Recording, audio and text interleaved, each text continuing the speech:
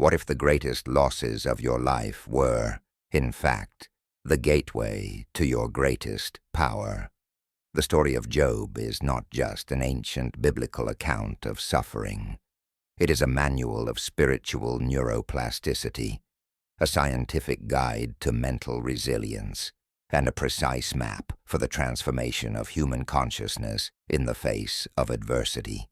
This revolutionary audiobook decodes the universal principles hidden within the most powerful narrative of unshakable faith ever recorded, revealing how you can reprogram your mind, not merely to survive life's storms, but to emerge from them completely transformed. This is not a book about religious conformity or passive resignation. It is an intensive training in mental mastery, a subconscious reprogramming program based on principles tested for millennia and validated by contemporary science. It is for you who are facing your own season in the wilderness, questioning your faith, your strength, and your future. It is for you who need to remember that your essence is unbreakable. No matter what happens around you, prepare to discover that you are not going through a storm. You are being forged into a diamond. Chapter 1. The Man Who Lost Everything and Found Everything. The Initiation. Through adversity. There's a moment that comes to every human being. A moment when everything you've built, everything you've trusted, everything you've called yours simply disappears. The job vanishes. The relationship ends. The health fails. The money runs out. The dream dies. And in that excruciating moment, standing in the ashes of what used to be your life, you face the most important question you'll ever answer. Who are you when you have nothing left? This is not a theoretical question. This is the question that separates those who merely survive from those who truly transform. This is the question that Job faced when he lost his children, his wealth, his health, and his reputation in what seemed like a cosmic conspiracy against his very existence.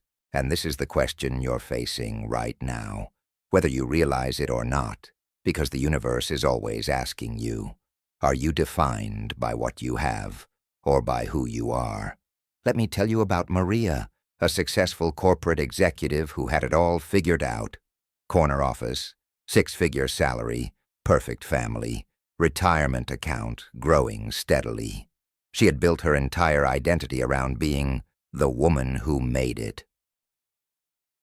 Then, in a span of 18 months, her company downsized and eliminated her position. Her marriage fell apart after 20 years, and her mother passed away unexpectedly. Everything that defined Maria was gone. She told me later that she would stand in front of the mirror and not recognize the person staring back at her. I didn't know who I was without my title, without my marriage, without my mother to call when things got hard. She said, I had built a house of cards and called it a life. But here's what Maria discovered, and what Job discovered thousands of years before her, and what you're about to discover right now. The collapse wasn't the end. It was the beginning. The breakdown wasn't destruction. It was deconstruction. Everything that was taken away wasn't punishment. It was preparation. Because you cannot build a new foundation on top of an old one. You cannot reprogram your mind while defending your current programming. You cannot transform into who you're meant to become while clinging to who you've been. Job's story begins with a statement that most people completely miss. There was a man in the land of Uz whose name was Job, and that man was blameless and upright, one who feared God and turned away from evil. Notice what it doesn't say. It doesn't say Job was perfect. It doesn't say he never made mistakes. It says he was blameless and upright, meaning his internal compass was aligned with truth, with integrity, with something greater than his circumstances. Job had built his life not on external validation, but on internal values. And that distinction, that seemingly small detail, is what made all the difference when everything external was stripped away. Modern neuroscience has given us extraordinary insight into why some people shatter under pressure, while others are forged into something stronger. Your brain operates through neural pathways, highways of thought that have been carved deeper and deeper through repetition. When you build your sense of self entirely on external factors, your job, your relationships, your possessions, your status, you're literally wiring your brain to require those external confirmations to maintain your sense of identity. The neuroscience term for this is external locus of identity, and it's one of the most fragile psychological structures a human being can create. Job had developed what we now understand as an internal locus of identity. His sense of who he was existed independently of what he had. This isn't just spiritual philosophy. This is measurable brain science. Studies using functional MRI technology show that people with strong internal identity markers have significantly more activity in the prefrontal cortex, the part of your brain responsible for self-regulation, decision-making, and maintaining your values under pressure. When external circumstances change, their brain doesn't interpret it as a threat to their core identity. They experience adversity as something happening around them, not to them. This is the first and most crucial lesson from Job's journey. You are not your circumstances. You are the consciousness experiencing your circumstances. And once you truly understand this distinction at a cellular level, once you reprogram your subconscious mind to operate from this truth, you become literally unbreakable. Not because nothing bad will ever happen to you, but because nothing that happens to you can touch who you actually are. Think about Job's initial response when messengers arrived one after another with devastating news. His children killed in a disaster, his livestock stolen or destroyed, his servants murdered, everything gone in a single day. His response, "Naked I came from my mother's womb, and naked shall I return. The Lord gave, and the Lord has taken away. Blessed be the name of the Lord." Now, before you dismiss this as religious platitude or unrealistic stoicism, understand what's actually happening here. At a psychological and neurological level, Job is demonstrating what modern psychology calls cognitive reframing, the ability to change the meaning you assign to an event without changing the event itself. He's not denying the pain. He's not pretending everything is fine. He's consciously choosing to maintain his internal state regardless of external chaos. This is one of the most sophisticated mental skills a human being can develop, and it's the foundation of true resilience. Job understood that the moment he allowed external circumstances to define his internal state, he would become a victim of those circumstances. And victims don't transform. They just survive. The quantum field responds to one thing above all else: the frequency of your consciousness. Not your words, not your wishes, not your prayers or affirmations or vision boards. Your frequency, the actual vibrational state of your being. And here's what most people miss. Your frequency is determined not by what's happening to you, but by how you're relating to what's happening to you. Job in the ashes, covered in boils, having lost everything, could have emitted the frequency of victimhood, of why me, of bitterness and rage. Instead, he maintained the frequency of integrity, of unwavering faith, of internal strength. that existed independent of external validation. This is not easy. Let's be absolutely clear about that. This is perhaps the most difficult work a human being can do. It requires you to override thousands of years of evolutionary programming that screams at you to react to threats, to panic when resources disappear, to collapse when support systems vanish. Your amygdala, the ancient primitive part of your brain designed to keep you safe, interprets loss as death. It doesn't differentiate between losing your possessions and losing your life. To your survival brain, they're the same threat. So when everything falls apart, every fiber of your being wants to contract, to protect, to shut down, to mourn what's gone and fear what's coming. Job had to override this programming daily, hourly, maybe minute by minute. When his wife told him to curse God and die, she was expressing what his own survival brain was probably screaming at him. Give up. This is too much. You can't come back from this. Just surrender to the despair. But Job had cultivated something that most people never develop. He had trained his conscious mind to be stronger than his circumstances, his faith to be louder than his fear, his sense of self to be more solid than his situation. Let me take you deeper into the neuroscience of this transformation. When you experience traumatic loss, your brain immediately begins searching for patterns, for explanations, for a story that makes sense of the chaos. This is called meaning-making, and it's one of the primary ways your mind protects itself from complete psychological collapse. But here's the critical part. The story you choose, the meaning you make, determines whether you'll be destroyed by the experience or transformed by it. Most people, when faced with job-level adversity, create one of two stories. This is happening because I'm being punished, or this is happening because the universe is random and nothing matters. Both of these stories lead to the same destination, powerlessness.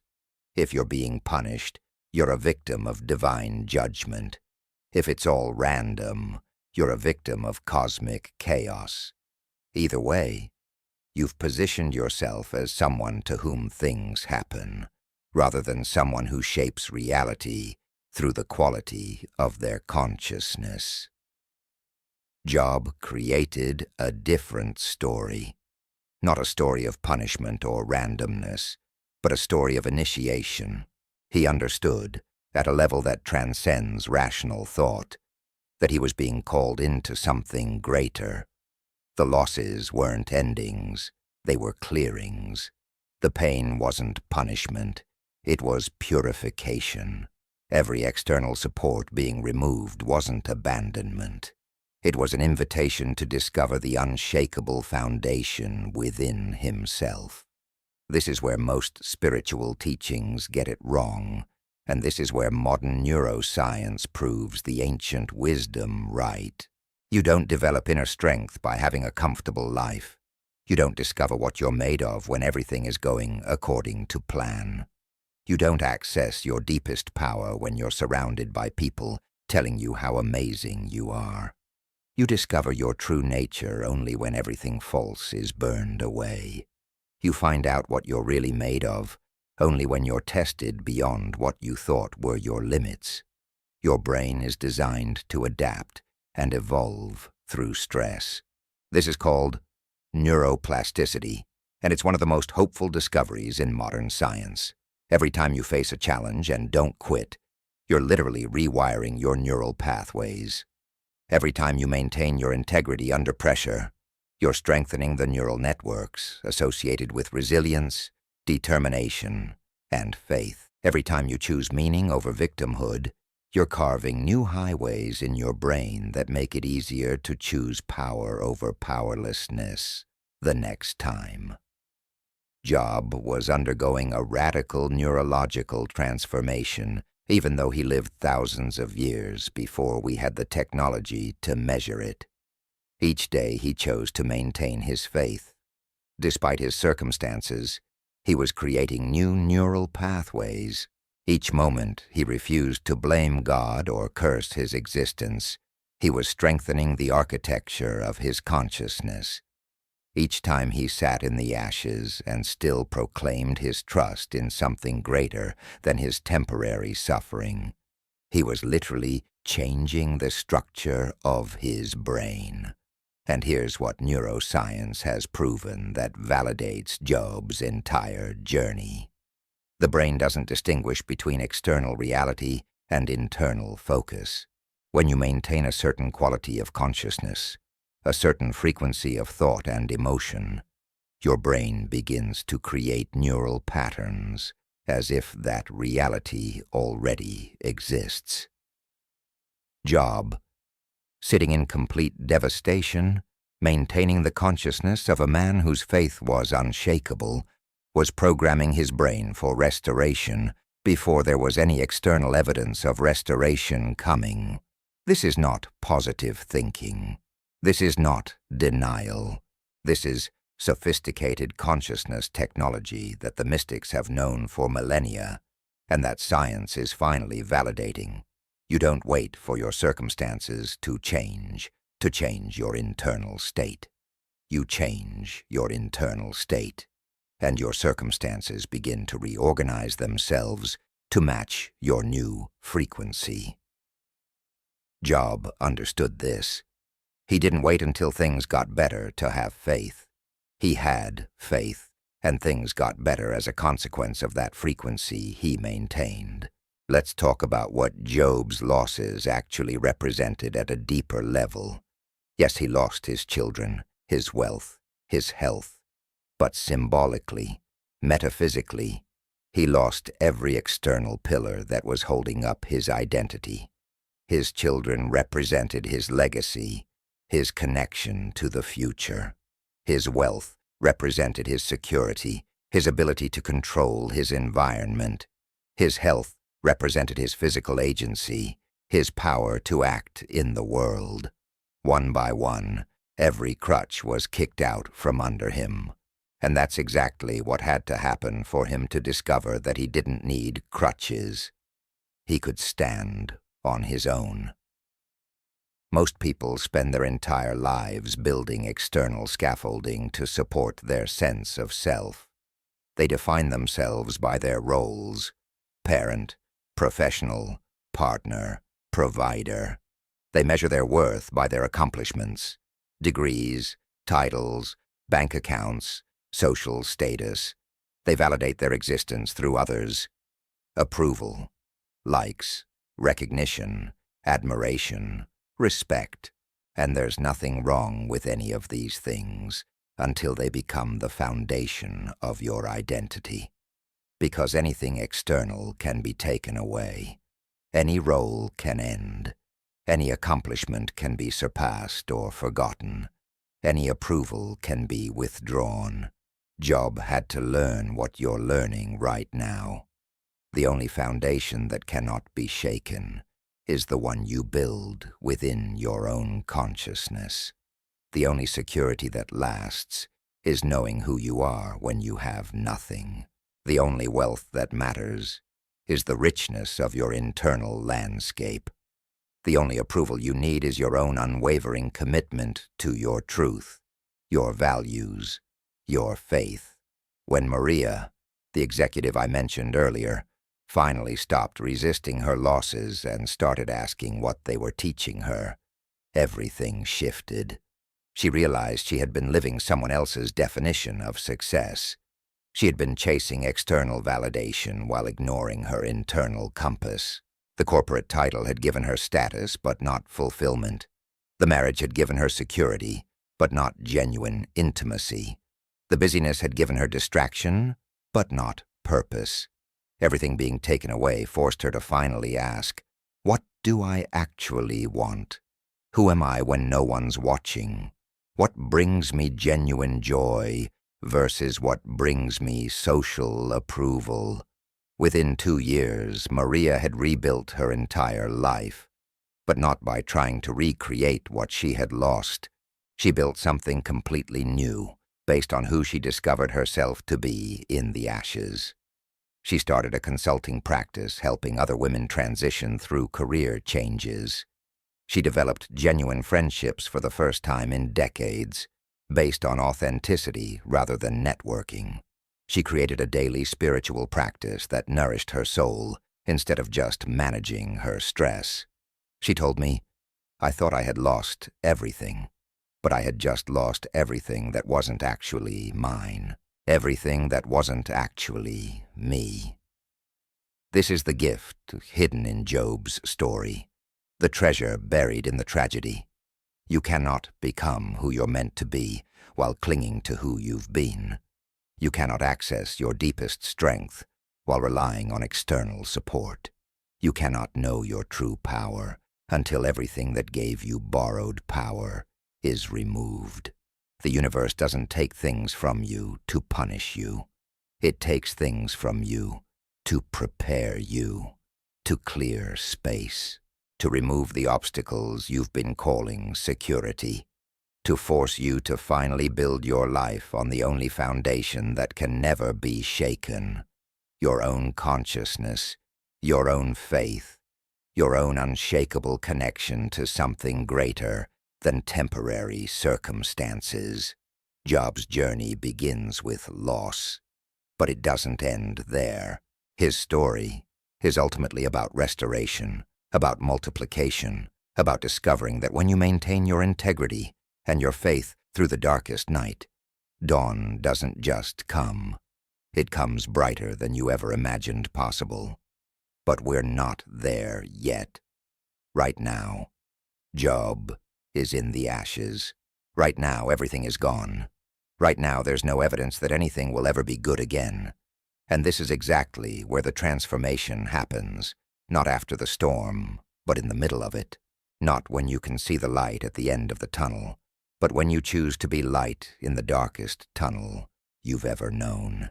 As you close your eyes tonight, understand that whatever you're going through, whatever you've lost, whatever has been taken from you, you are in the midst of the most important initiation of your life. Your job isn't to understand why. Your job isn't to fix it immediately. Your job isn't even to feel better right now. Your job is simply to maintain your frequency, to hold on to your truth, to remember who you are beneath what's happening to you. You are not your circumstances. You are not your losses. You are not your pain. You are the consciousness that remains when everything else falls away. You are like Job, being prepared for something greater than you can currently imagine. And the very fact that you're still here, still listening, still willing to believe there's meaning in your struggle, proves that you are already stronger than you know. You are already transforming. You are already on your way from breakdown to breakthrough. Trust the process. Trust yourself. Trust that nothing, absolutely nothing, can touch the essence of who you truly are. Chapter 2. When the external world crumbles, what remains? Identity beyond circumstances. There's a devastating moment in Job's story that most people overlook, but it holds the key to understanding true invincibility. It's not when he loses his wealth. Plenty of people have lost fortunes and rebuilt them. It's not when he loses his children. Though unimaginable, many have survived such grief. It's not even when his body becomes covered in painful sores.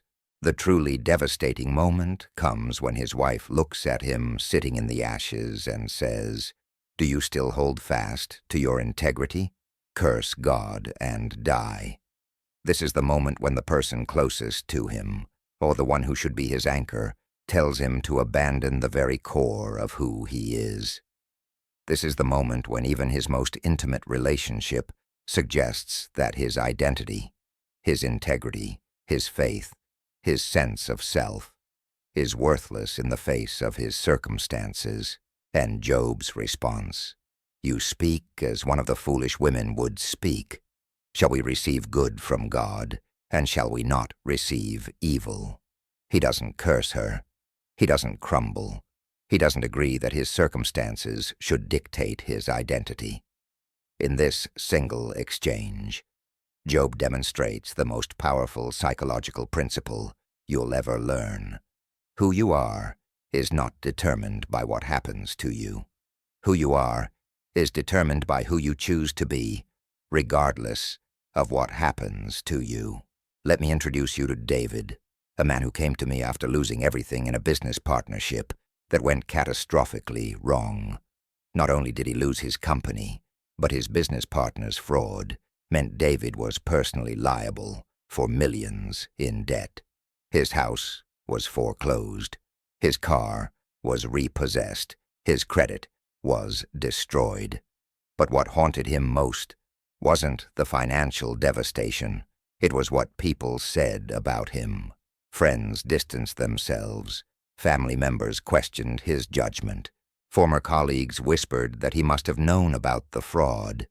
The narrative being written about David was that he was either a criminal or a fool, and David, like Job's wife suggesting he abandon his integrity, was being invited to accept this external definition of who he was. I started believing what they were saying about me. David told me. I looked at my empty bank account, my ruined credit, my destroyed reputation, and I thought, maybe they're right. Maybe I am a failure. Maybe I am worthless. Maybe who I thought I was is just a delusion. This is the crisis point that everyone faces when external circumstances collapse. Your brain, desperately searching for meaning, for explanation, for a story that makes sense, latches onto the most available narrative. And usually, that narrative is being written by people who don't understand what you're going through, by circumstances that don't reflect your true essence, by a temporary situation that your mind wants to make permanent. Here's what neuroscience has discovered about identity formation. Your sense of self is constructed through two primary mechanisms: internal validation and external validation. Internal validation comes from your own assessment of who you are, based on your values, your integrity, your internal compass. External validation comes from feedback from your environment, what people say about you, what your circumstances suggest about you, what external evidence seems to prove about you. Most people build their identity almost entirely on external validation. They know they're successful because they have money. They know they're lovable because they're in a relationship. They know they're valuable because they have a prestigious job. They know they're doing well because other people affirm them. But here's the problem with an externally validated identity. It's completely unstable. It's a house built on sand. The moment your external circumstances change, and they will change, because that's the nature of physical reality, your entire sense of self collapses. You don't just lose your job, you lose your identity. You don't just go through a breakup, you lose your worth. You don't just face financial hardship, you lose your sense of security and value. This is why some people completely fall apart when circumstances change, while others, like Job, like the rare few who've developed internal validation, remain steady, regardless of the storm around them. Job had constructed his identity on internal validation. Notice what the text says about him before any tragedy struck. Blameless and upright, one who feared God and turned away from evil. These aren't external achievements. These are internal qualities. Blameless doesn't mean he never made mistakes. It means his conscience was clear. Upright doesn't mean he was perfect. It means he lived according to his values. Feared God doesn't mean he was afraid. It means he had reverence for something greater than himself. Turned away from evil doesn't mean temptation never came. It means he consistently chose integrity. Every single descriptor is about who Job was internally, not what he had externally. This is the neurological difference between people who shatter under pressure and people who strengthen under pressure. Brain imaging studies show that individuals with strong internal validation have significantly more developed ventromedial prefrontal cortex, the region responsible for self-referential processing and value-based decision-making. When circumstances change, their brain doesn't interpret it as a threat to their core identity, because their core identity isn't stored in the part of the brain that processes external information. It's stored deeper in the neural networks associated with self-concept, values, and meaning. When Job sits in the ashes, covered in sores, having lost everything, his brain isn't processing, "I am a man who has nothing," but rather, "I am a man of integrity, experiencing temporary loss." Do you see the difference? The first statement makes the circumstances his identity. The second statement maintains his identity separate from his circumstances. This isn't just semantic wordplay. This is literally how your brain codes information and creates your experienced reality. The story you tell yourself about who you are in relation to what's happening to you determines whether you'll be crushed or forged into something stronger. Let me take you deeper into the mechanics of this. Your brain has what neuroscientists call a default mode network, a collection of interconnected brain regions that activate when you're not focused on the external world, when you're thinking about yourself, your past, your future, your identity. This network is essentially your brain's self-referential processing center. It's constantly running in the background, creating and maintaining your sense of "I am." For most people, this network is heavily influenced by external feedback. When good things happen, the default mode network processes, "I am successful, I am valuable, I am worthy." When bad things happen, it processes, "I am failing, I am worthless, I am broken." But here's what meditation studies, mindfulness research, and consciousness exploration have revealed. You can train your default mode network to maintain a stable sense of identity regardless of external circumstances.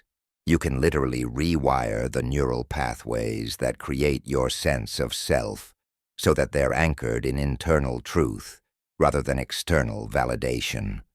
This is what spiritual practices have been teaching for thousands of years, and what neuroscience is now confirming.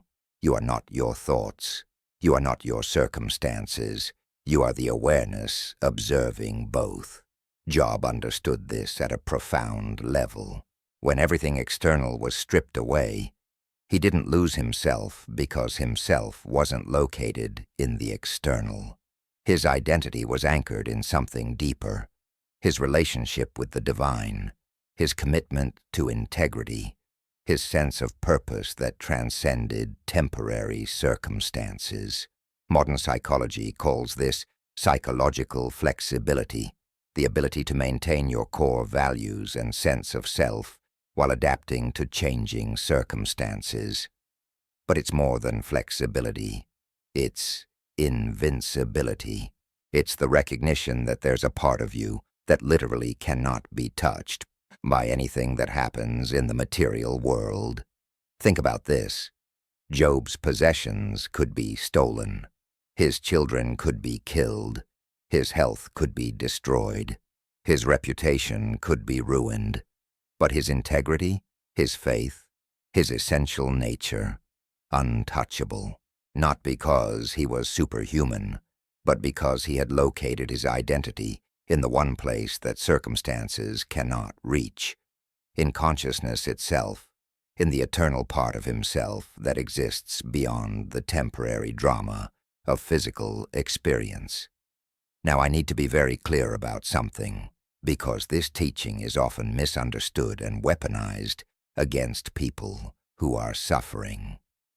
Maintaining your identity separate from your circumstances does not mean you don't feel pain. It does not mean you suppress your emotions. It does not mean you pretend everything is fine when it's not. Job mourned. Job wept. Job sat in ashes and scraped his sores with broken pottery. He felt every bit of the agony of his losses, but, and this is crucial, he felt the pain without becoming the pain. He experienced the grief without becoming grief itself. He acknowledged the suffering without making suffering his identity. This is the neuroscience of emotional processing versus emotional identification. When you experience an emotion, your limbic system activates, your amygdala fires, stress hormones release, your body responds. This is healthy and normal. This is how humans process difficulty. But what happens next determines everything. If you maintain awareness that you are the one experiencing the emotion, your prefrontal cortex stays online. You maintain executive function, and the emotion moves through you. If you identify as the emotion, if you collapse your sense of self into the emotional state, your prefrontal cortex goes offline. You lose access to higher reasoning, and the emotion becomes your reality rather than your temporary experience. Job says, "The Lord gave, and the Lord has taken away. Blessed be the name of the Lord." He's not denying that things were taken away. He's not spiritually bypassing his pain. He's maintaining his awareness that there's a dimension of reality beyond what's visible, a pattern beyond what's immediately apparent, a self beyond what's temporarily suffering. He's keeping his prefrontal cortex online while his limbic system processes the grief. He's remaining as the observer of his experience rather than collapsing into his experience. David, the man I mentioned earlier who lost everything in the business fraud, eventually learned this distinction. It took time, and it took conscious practice. But he learned to separate his essential identity from his temporary circumstances. He started a daily practice of what he called identity anchoring. Every morning before he looked at his bank account or checked his email or faced another day of financial stress, he would sit quietly and remind himself of who he was beyond his circumstances. I am a man of integrity. I am capable of creating value. I am resilient. I am learning and growing. I am more than my current situation. At first, his brain resisted this practice. His default mode network had been so conditioned by external validation that internal validation felt fake, felt like lying to himself. How could he say he was capable of creating value when he had negative net worth? How could he say he was successful when he was technically homeless? But he kept practicing, kept reinforcing the neural pathways of internal validation, kept reminding his brain that circumstances are temporary, but character is permanent. And slowly, gradually, his brain began to rewire. The neural networks associated with shame and failure became less dominant. The neural networks associated with resilience and self-worth became stronger.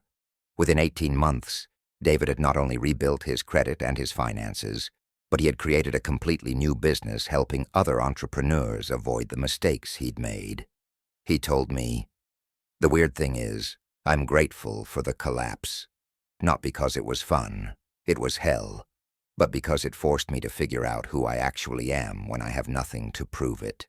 I had to build my identity from the inside out instead of the outside in, and now nothing can shake me. I know who I am, regardless of what I have." This is the gift that Job's story offers you. Not the promise that bad things won't happen. They will. Not the guarantee that you won't lose things. You will.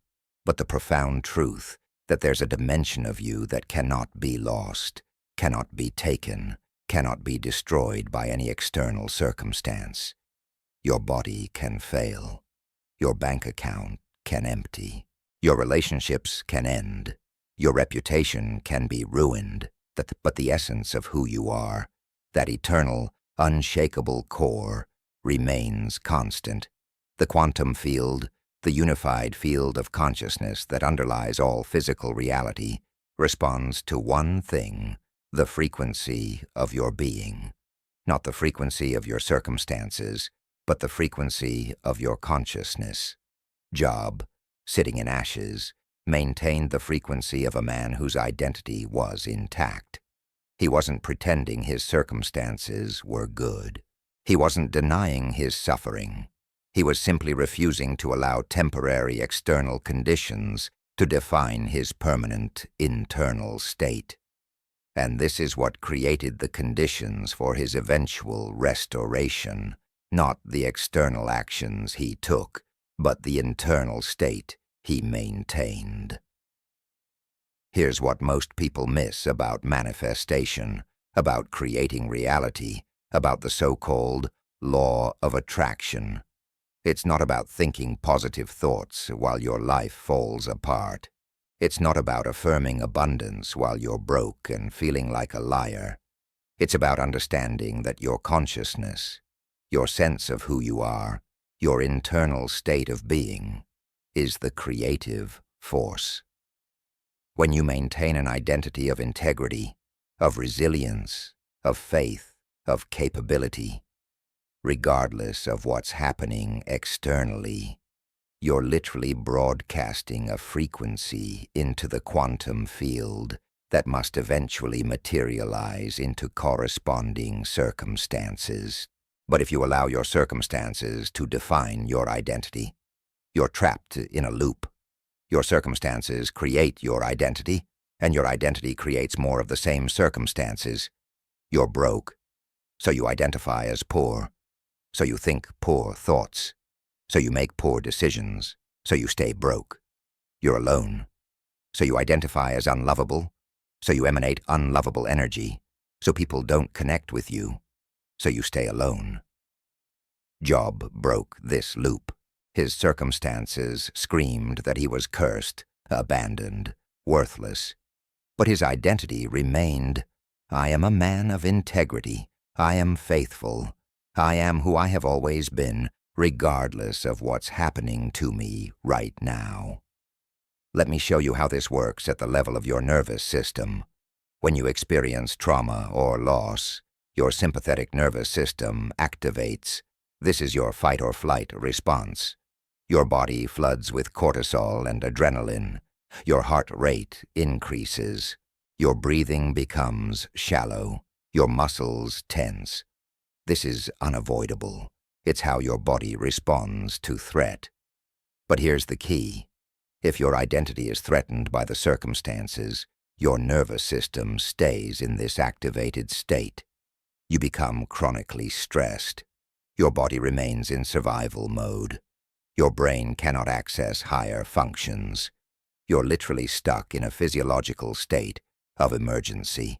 But if your identity remains separate from the circumstances, if you maintain internal validation regardless of external conditions, your parasympathetic nervous system can still engage.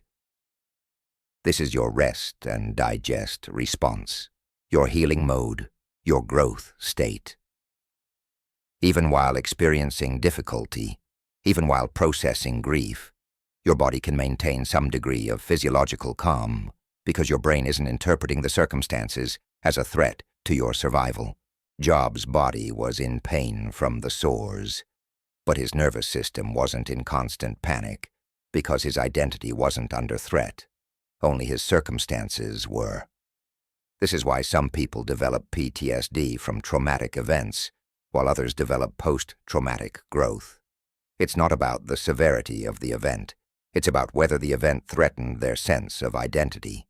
If your identity is built on external stability, and external stability is destroyed, you develop trauma.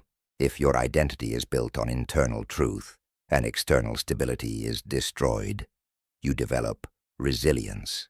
The event is the same. The identity structure determines the outcome. What Job teaches us, what David learned, what you're learning right now, is that you have a choice about where you locate your identity. You can continue to build it on external validation, on what you have, what you've accomplished, what people think of you, what your circumstances suggest about you, and you'll be at the mercy of those things forever, constantly anxious, constantly defending, constantly vulnerable to collapse. Or you can begin the profound work of building your identity on internal validation, on who you know yourself to be, on the values you hold regardless of convenience, on the integrity you maintain regardless of reward, on the faith you keep regardless of evidence. This doesn't happen overnight. Job didn't wake up one morning fully formed in this understanding. He had been practicing integrity, living his values, cultivating his relationship with the divine for years before the testing came. By the time everything external was stripped away, he had already built such a strong internal foundation that the external losses, while painful, couldn't destroy him. You're doing this work right now. Every time you choose integrity over convenience, you're building this foundation. Every time you maintain your values under pressure, you're strengthening these neural pathways. Every time you remember who you are when circumstances suggest you're someone else, you're rewiring your identity structure. The ancient wisdom traditions understood this. The reason spiritual practices emphasize meditation, contemplation, self-inquiry, is precisely to help you distinguish between your eternal self and your temporary circumstances. When you sit in silence and observe your thoughts, you realize you are not your thoughts. You are the awareness observing them. When you watch your emotions rise and fall, you realize you are not your emotions. You are the consciousness experiencing them. When you see your circumstances change constantly, you realize you are not your circumstances. You are the being moving through them. Job sitting in the ashes, maintaining his integrity while everything external crumbled, was doing the most advanced spiritual and psychological work a human being can do. He was proving to himself, to the universe, to anyone watching his story unfold across millennia, that identity can be anchored in something unshakable, not in possessions, those can be lost, not in relationships, those can end, not in health, that can fail, not in reputation, that can be destroyed, but in consciousness itself, in the eternal essence that remains when everything temporary is stripped away. As you prepare for sleep tonight, I want you to feel into this truth. You are not your bank account. You are not your job title. You are not your relationship status. You are not your health condition. You are not what happened to you. You are not what people say about you. You are not even your thoughts about yourself. You are the consciousness that exists before, during, and after all of these temporary experiences. You are the unchanging awareness in which all change occurs. You are the eternal observer of the temporary drama, and nothing, absolutely nothing in the physical world can touch this essence of who you truly are. Job knew this, David learned this, and you're remembering it right now at the deepest level of your being, where truth lives beyond words, and understanding transcends circumstances. Chapter 3. The Quantum Physics of Unshakable Faith, Maintaining Your Frequency in the Storm. There's a moment in every crisis when you face a choice that will determine everything that follows. It's not a choice about what action to take or what strategy to employ. It's a choice about what frequency you'll hold. Job faced this choice when everything visible screamed one message. You are abandoned. You are cursed. You are finished, while something invisible whispered another. Hold steady, maintain faith, trust what you cannot see.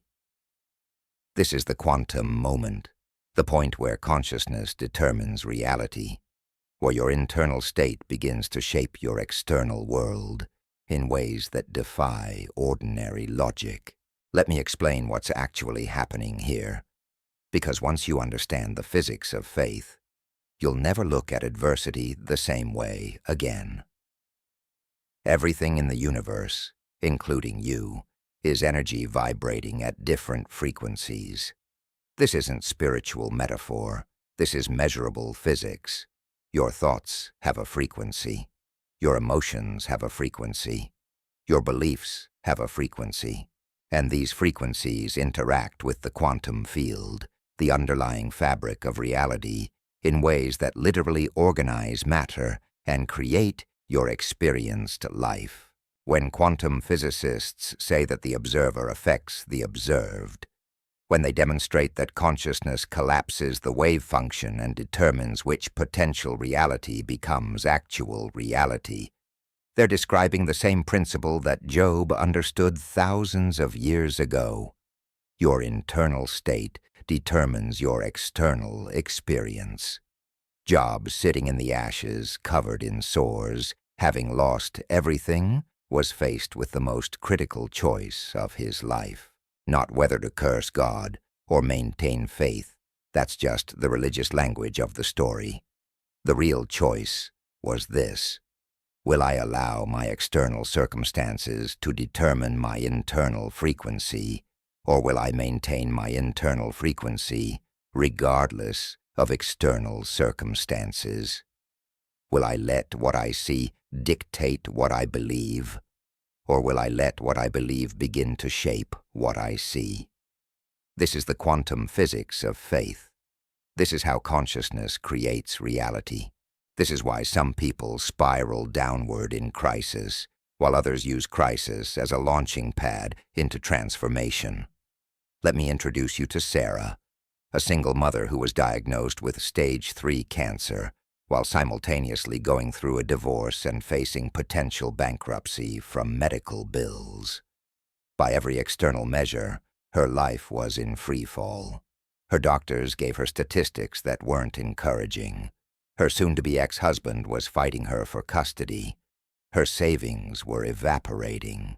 Every piece of visible evidence suggested that her story was heading toward tragedy. But Sarah made a decision that changed everything.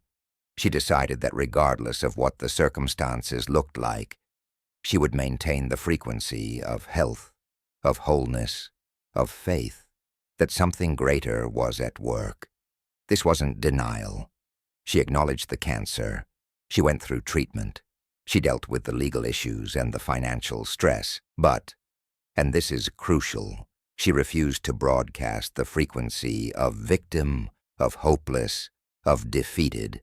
Every morning, before she even got out of bed, she would spend 20 minutes feeling what it would feel like to be cancer-free, to be financially stable, to be at peace. Not thinking about it, not visualizing it, feeling it. Because thought alone doesn't change frequency. Thought plus emotion creates the electromagnetic signal that the quantum field responds to. The HeartMath Institute has done revolutionary research on this. They've discovered that your heart generates an electromagnetic field that's 5,000 times stronger than the field generated by your brain. This field extends several feet beyond your body and carries information about your emotional state. When you're in coherence, when your heart and brain are synchronized, when you're feeling emotions like gratitude, love, peace, faith, your electromagnetic field becomes highly ordered and carries a very specific frequency signature. This coherent field literally affects the physical reality around you, influencing everything from the behavior of DNA to the random number generators to the people you encounter. Job maintained coherence in the midst of chaos. While his external world was in complete disorder, his internal world remained ordered. While circumstances were chaotic, his consciousness was coherent, and this coherence, this maintained frequency, is what set the stage for everything that followed. Because here's what quantum physics has proven. The field doesn't respond to your words, your wishes, or your desperate prayers. The field responds to your frequency. It responds to the electromagnetic signature you're broadcasting through the combination of your thoughts and emotions. It responds to who you're being, not what you're saying. Most people, when faced with crisis, immediately drop their frequency. They move into fear, anxiety, worry, despair. And these emotional states create very specific frequency patterns, scattered, incoherent, low-vibration electromagnetic signals. The quantum field, responding to these signals, continues to create more experiences that match these frequencies. You worry about money, you broadcast financial insecurity, and the field brings you more situations that confirm financial insecurity. You fear abandonment, you emit the frequency of unworthiness, and the field attracts people and situations that reinforce that pattern. You're not being punished. You're not cursed. You're just experiencing the quantum physics of consciousness.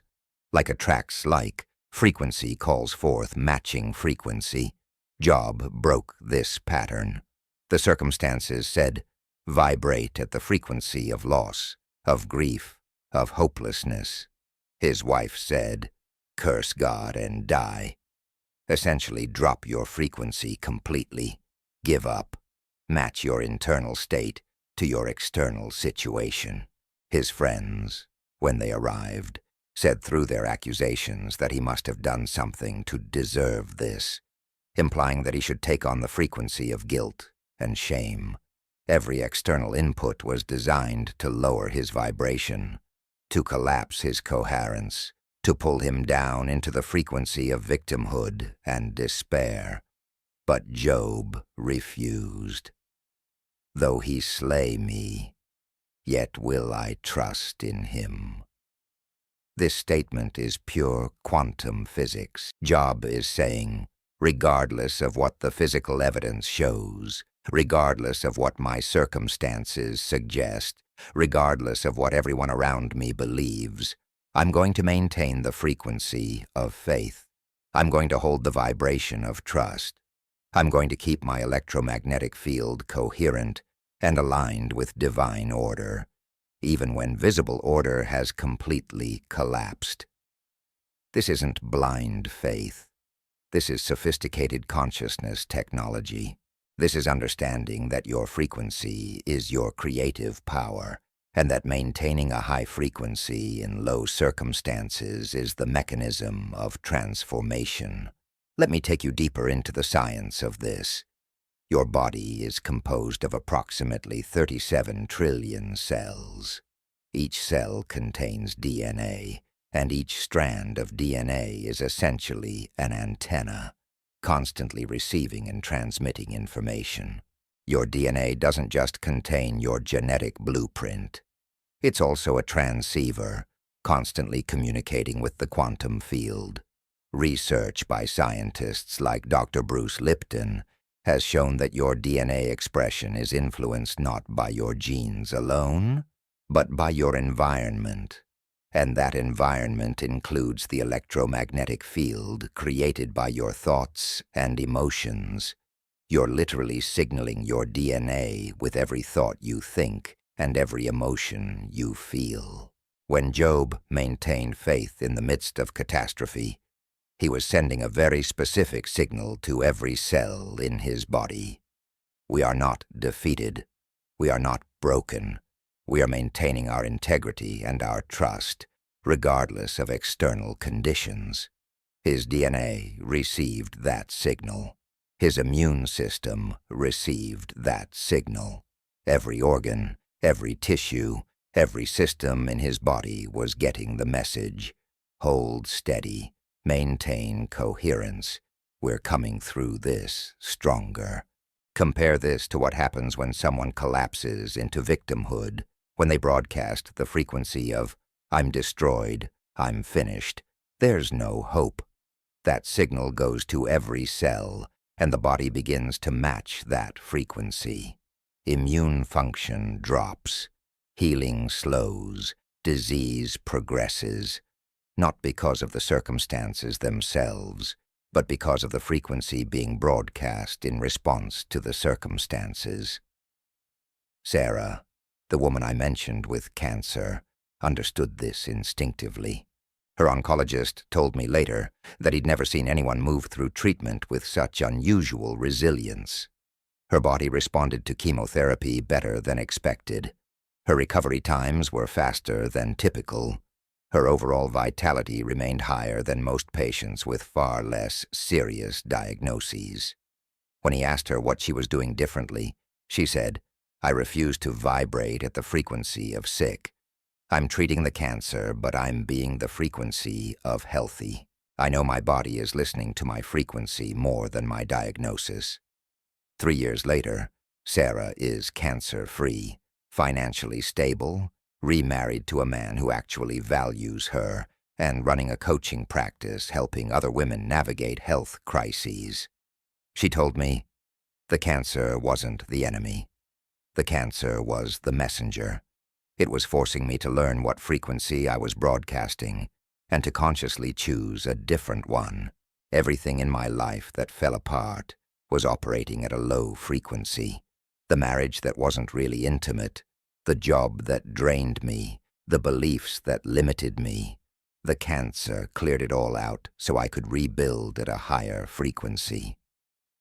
This is what Job's story is really about. The losses weren't punishment. They were clearing. The devastation wasn't destruction. It was deconstruction of old frequency patterns so new ones could emerge.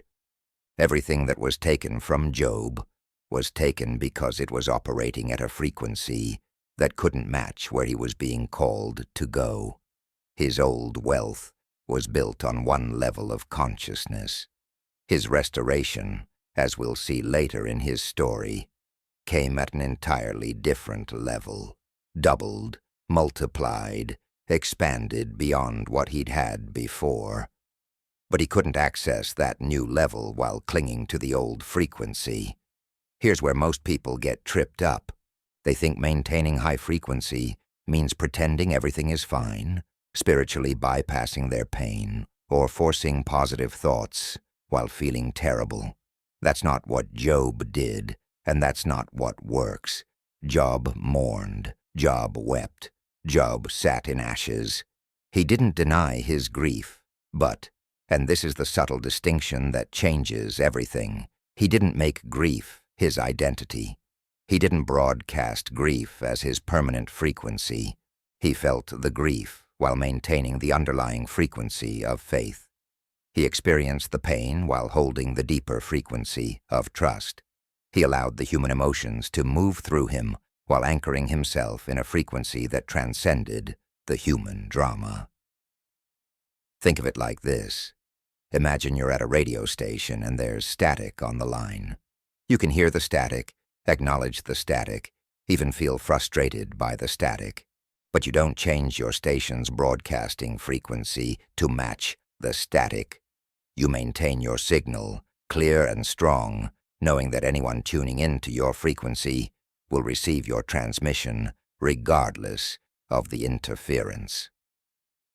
Job's circumstances were the static. His grief was the interference. But his fundamental frequency, his faith, his integrity, his trust, never changed channels. The quantum field operates on a principle that physicists call resonance. Systems that vibrate at similar frequencies tend to come into alignment with each other. When you maintain a high frequency, you begin to resonate with high-frequency experiences, people, opportunities, and solutions.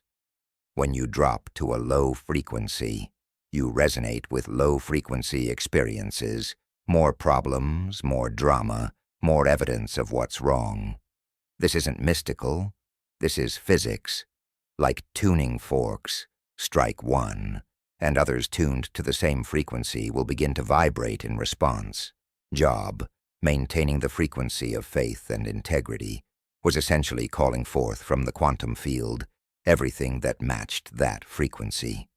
He couldn't see it yet. There was no external evidence. His circumstances suggested the opposite.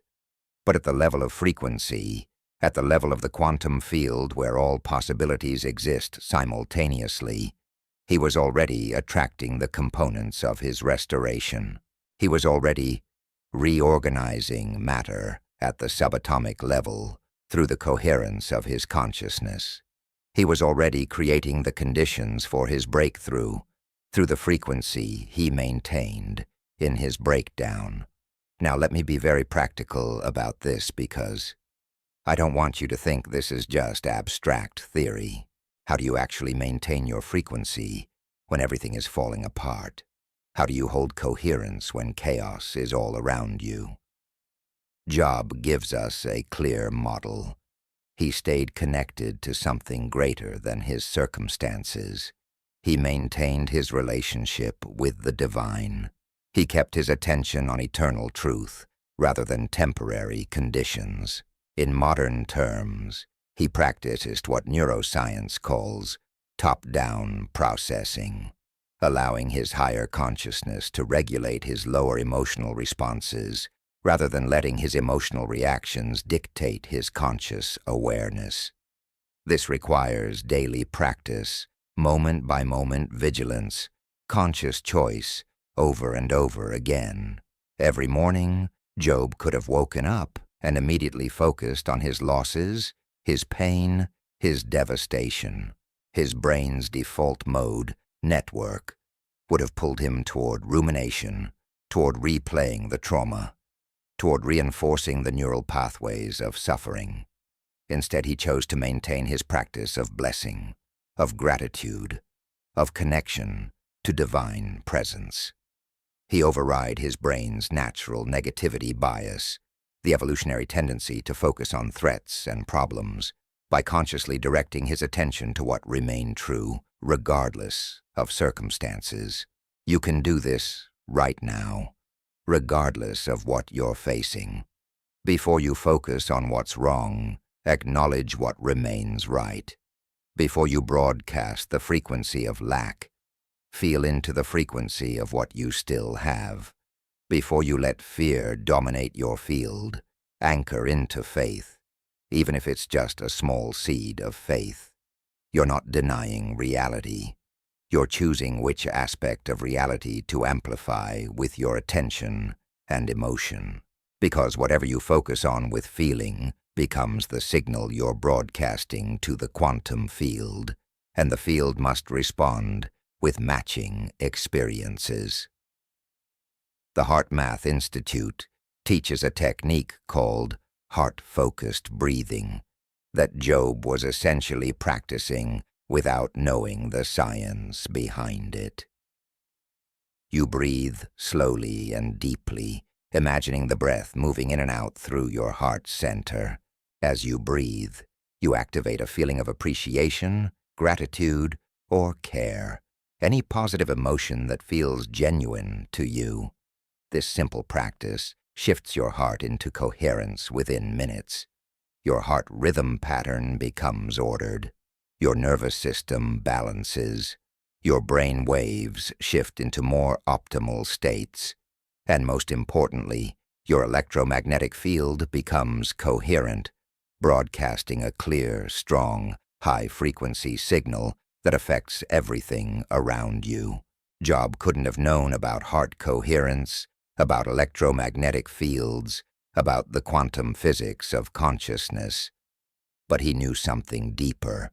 He knew that maintaining his internal state of faith and integrity, regardless of external conditions, was not just morally right, but metaphysically powerful.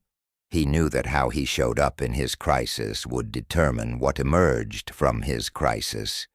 He knew that his frequency in the storm was creating his reality after the storm. This is why the story emphasizes so strongly that Job did not sin with his lips. and did not charge God with wrong. He wasn't just being religiously correct. He was maintaining frequency coherence. The moment he would have cursed God, blamed the universe, declared himself a victim, he would have dropped into a lower frequency. He would have broadcast incoherence. He would have signaled to the field that he was identified with his circumstances rather than anchored in his consciousness, and the field would have responded accordingly, bringing him more experiences that matched that victim frequency. Think about someone you know who went through a crisis and came out bitter, angry, perpetually victimized. They're still there years later, still talking about what happened, still identifying with their suffering, still broadcasting that frequency. Then think about someone who went through equal or worse circumstances, but emerged stronger, wiser, transformed. What's the difference?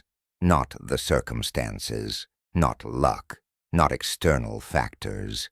The difference is the frequency they maintained during the crisis. The difference is whether they let the storm determine their frequency or whether they maintained their frequency through the storm. Sarah could be bitter about the cancer, the divorce, the financial devastation. Instead, she's grateful for the wake-up call, the forced transformation, the opportunity to rebuild her life consciously. David could still be angry about the business fraud and the losses. Instead, he's thankful for learning who he really is beyond external success. Job could have spent the rest of his life as a bitter, broken man, telling everyone about his suffering. Instead, he maintained such frequency coherence that he became the model for faith itself, his story echoing across millennia as proof that consciousness transcends circumstances. As you close your eyes tonight, feel into your own frequency. What are you broadcasting right now? Is it the frequency of your circumstances or the frequency of your consciousness? Are you letting what you see determine what you feel? Or are you letting what you feel begin to create what you'll see? Job understood that faith isn't about believing despite lack of evidence. Faith is about broadcasting a frequency so strong, so coherent, so unwavering, that the quantum field must reorganize itself to match that signal. You have this same power. You are, right now, broadcasting an electromagnetic signal that extends beyond your body and affects your reality. The question isn't whether you're creating your experience. You are, always, through your frequency. The question is, are you creating unconsciously through reaction to circumstances, or consciously through maintenance of chosen frequency? Job chose consciously. Sarah chose consciously. David chose consciously. And now, you're choosing too. Choose the frequency of who you're becoming, not the frequency of what you're experiencing. Choose the frequency of faith, of trust, of unshakable knowing that consciousness creates reality. Choose the frequency of the restored life you're moving toward, not the frequency of the collapsed life you're moving through. Your frequency is your creative power. Guard it, maintain it, trust it, and watch the quantum field respond. Chapter 4. The Three Friends and the Voices of Doubt. Shielding your mind against limiting opinions. Job's suffering would have been difficult enough on its own. The physical pain, the emotional devastation, the loss of everything he held dear. But then something happened that made everything exponentially harder. His three friends showed up. Eliphaz, Bildad, and Zophar. They came to comfort him, or so they thought. They sat with him in silence for 7 days, which was actually the most helpful thing they did. But then they started talking, and what came out of their mouths was perhaps more painful than the boils covering Job's body. They began to explain to Job why this was happening to him. They constructed elaborate theological arguments about how he must have sinned, must have done something wrong, must deserve this suffering. They became the voices of doubt, judgment, and false narrative, trying to convince Job that his internal knowing was wrong and their external interpretation was right. This is one of the most dangerous moments in any transformation journey, and it's the part of Job's story that most people need to understand for their own lives. Because when you're going through your crisis, when everything is falling apart, when you're at your most vulnerable, the voices will come, not always from friends, sometimes from family, from co-workers, from society, from your own conditioned mind. And these voices will try to tell you what your experience means, who you are because of what's happening, what you should believe about yourself based on your circumstances. These voices are the greatest threat to your transformation, more dangerous than the circumstances themselves, because they attack the very foundation you're trying to stand on, your sense of self, your faith, your internal knowing. Let me tell you about Marcus, a man who left a prestigious law career to start a non-profit serving homeless youth. For the first 3 years, his organization struggled financially. He worked 80-hour weeks, paid himself poverty-level wages, and poured everything into building something meaningful. His father, a successful attorney, called him weekly to tell him he was wasting his potential, throwing away his education, being irresponsible. His former colleagues made jokes about his non-profit salary at social gatherings. His wife's family openly questioned whether he could provide for their future children. Even his wife, in moments of stress, would say things like, "Maybe you should just go back to real law. Maybe this non-profit thing isn't realistic." Marcus told me that the external challenges of building the non-profit, the funding struggles, the long hours, the bureaucratic obstacles, were difficult but manageable. What nearly broke him was the constant bombardment of voices telling him he was making a mistake, that he was foolish, that he was failing. "I could handle the external pressure," he said, "but I started internalizing their voices. I started questioning whether they were right. Maybe I was being irresponsible. Maybe I was wasting my potential. Maybe I should just conform to what everyone expected of me." This is exactly what was happening to Job with his 3 friends. The circumstances were the test, but the voices were the real battle. Here's what neuroscience has discovered about how external voices affect your internal programming. Your brain has what's called mirror neurons, specialized cells that fire both when you perform an action and when you observe someone else performing that action. These neurons are part of why humans are so susceptible to social influence. When someone expresses a belief to you with conviction, your mirror neurons activate as if you're having that belief yourself. When someone judges you with certainty, your brain processes that judgment as if it might be true. This is why the voices around you during crisis are so dangerous. They're not just opinions floating in the air. They're neural programming attempting to install itself in your brain. Job's 3 friends weren't just sharing perspectives. They were attempting to reprogram Job's reality. Eliphaz says, "Think now, who that was innocent ever perished? Or where were the upright cut off? As I have seen, those who plow iniquity and sow trouble reap the same." He's essentially saying, "Job, you must have done something wrong. Good people don't suffer like this. Your circumstances prove your guilt." This is the voice of false causality, of victim blaming, of circumstantial evidence masquerading as truth, and it's the same voice that shows up in your life whenever you dare to go through a transformation that others don't understand. Bildad adds his voice. Does God pervert justice, or does the Almighty pervert the right? If your children sinned against him, he delivered them into the power of their transgression. Now he's not just blaming Job, he's blaming Job's dead children, suggesting they got what they deserved. This is the voice of cruelty disguised as wisdom, of harsh judgment presented as spiritual truth. This is the voice that shows up when people say things like, well, if you hadn't made those choices, you wouldn't be in this situation, or everything happens for a reason. Maybe you're learning a lesson you needed to learn.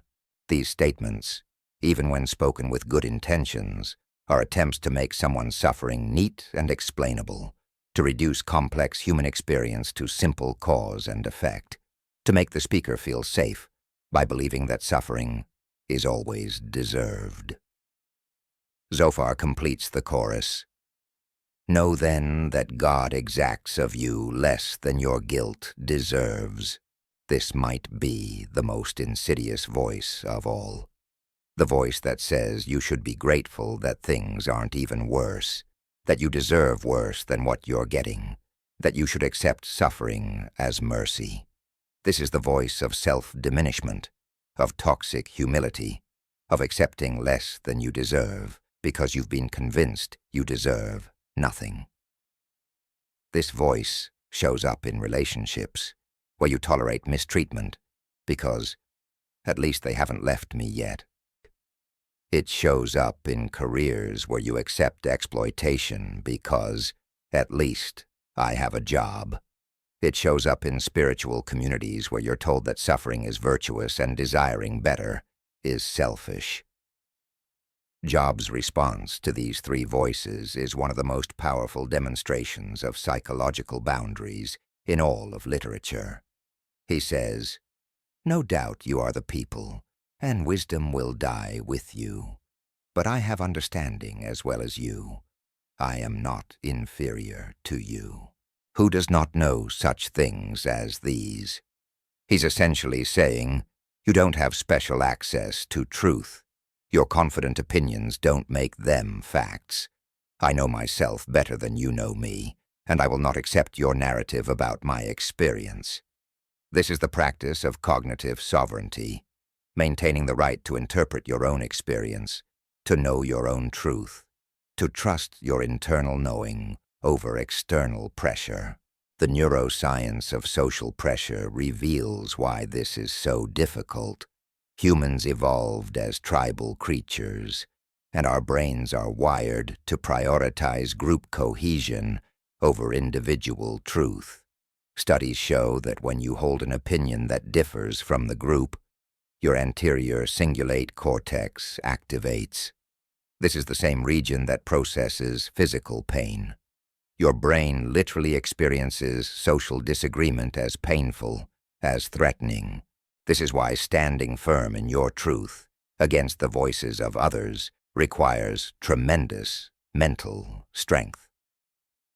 You're not just disagreeing with opinions. You're overriding millions of years of evolutionary programming that says conformity equals survival. But here's what Job understood, and what you need to understand. The voices that try to define your experience are usually coming from people who have never walked your path. Job's friends had never lost everything. They had never sat in ashes covered in sores. They had never faced the level of devastation Job was facing. Yet they spoke with absolute certainty about what his experience meant, what had caused it, what he should do about it.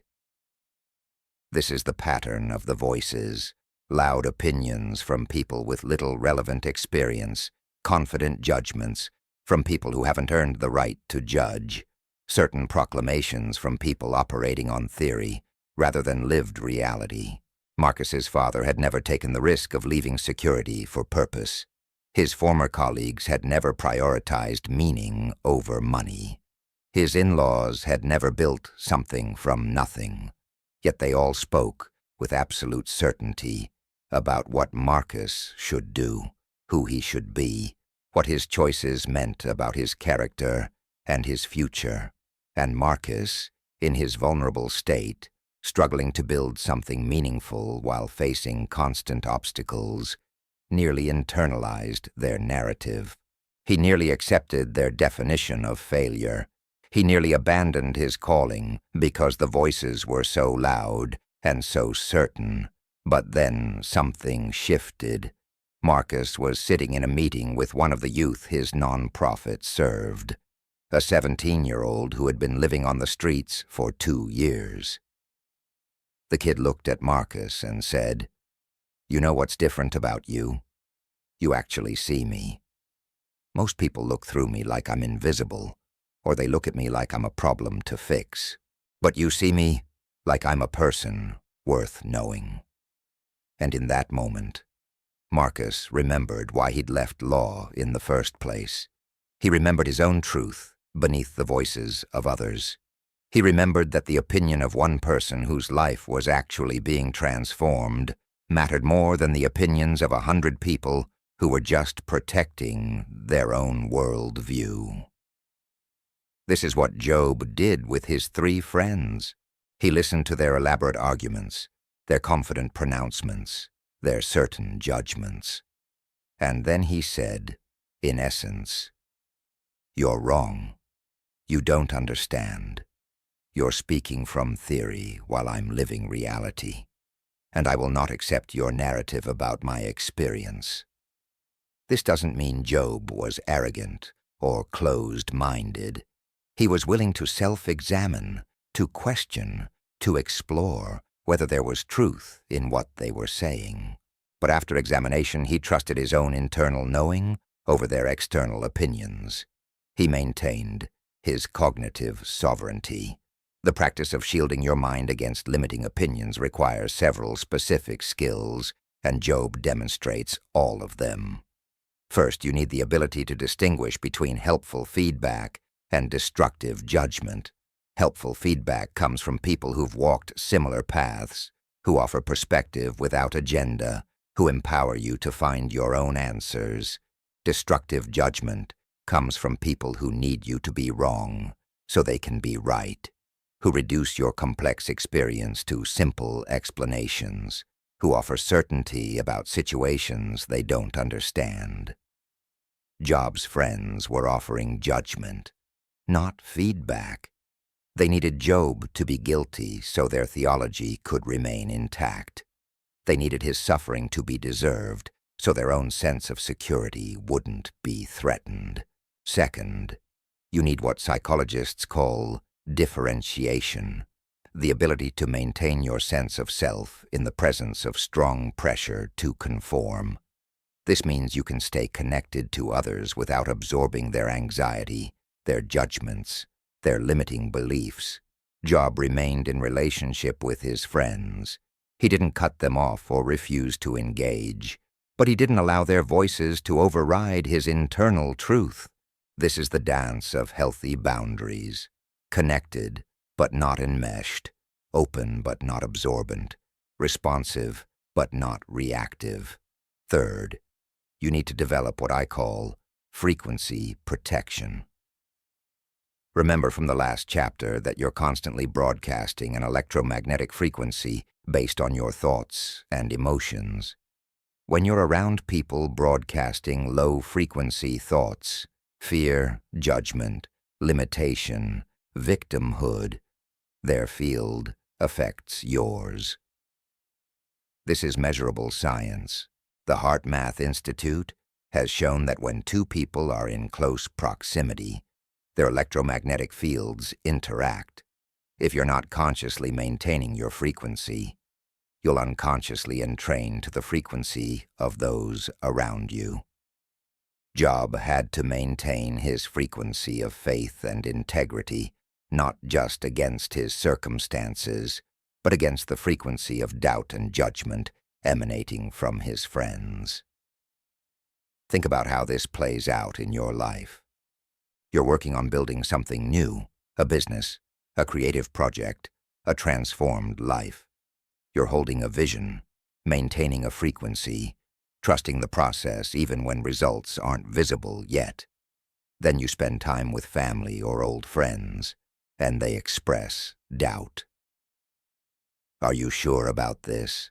Shouldn't you have a backup plan? I knew someone who tried that and it didn't work out. These aren't just words. These are frequency transmissions. They're broadcasting doubt, fear, limitation, and if you're not consciously protecting your frequency, you'll leave that interaction feeling deflated, questioning yourself, your energy scattered, and your focus compromised. Job's friends sat with him for 7 days, and during that time, he maintained his frequency. But once they started speaking, once they started transmitting their judgments and their limiting beliefs, Job had to actively shield himself. He had to consciously choose not to entrain to their frequency. He had to maintain his coherence in the face of their incoherence. This is advanced consciousness work, not just maintaining your frequency against circumstances, but maintaining it against the people who want to pull you into their interpretation of your circumstances. Let me give you a practical framework for this because you're going to need it when someone offers an opinion about your life, your choices, your situation. Run it through these filters. First, does this person have relevant experience? Have they successfully navigated something similar? Second, what's their intention? Are they trying to empower you or control you? Third, how do I feel when I consider their perspective?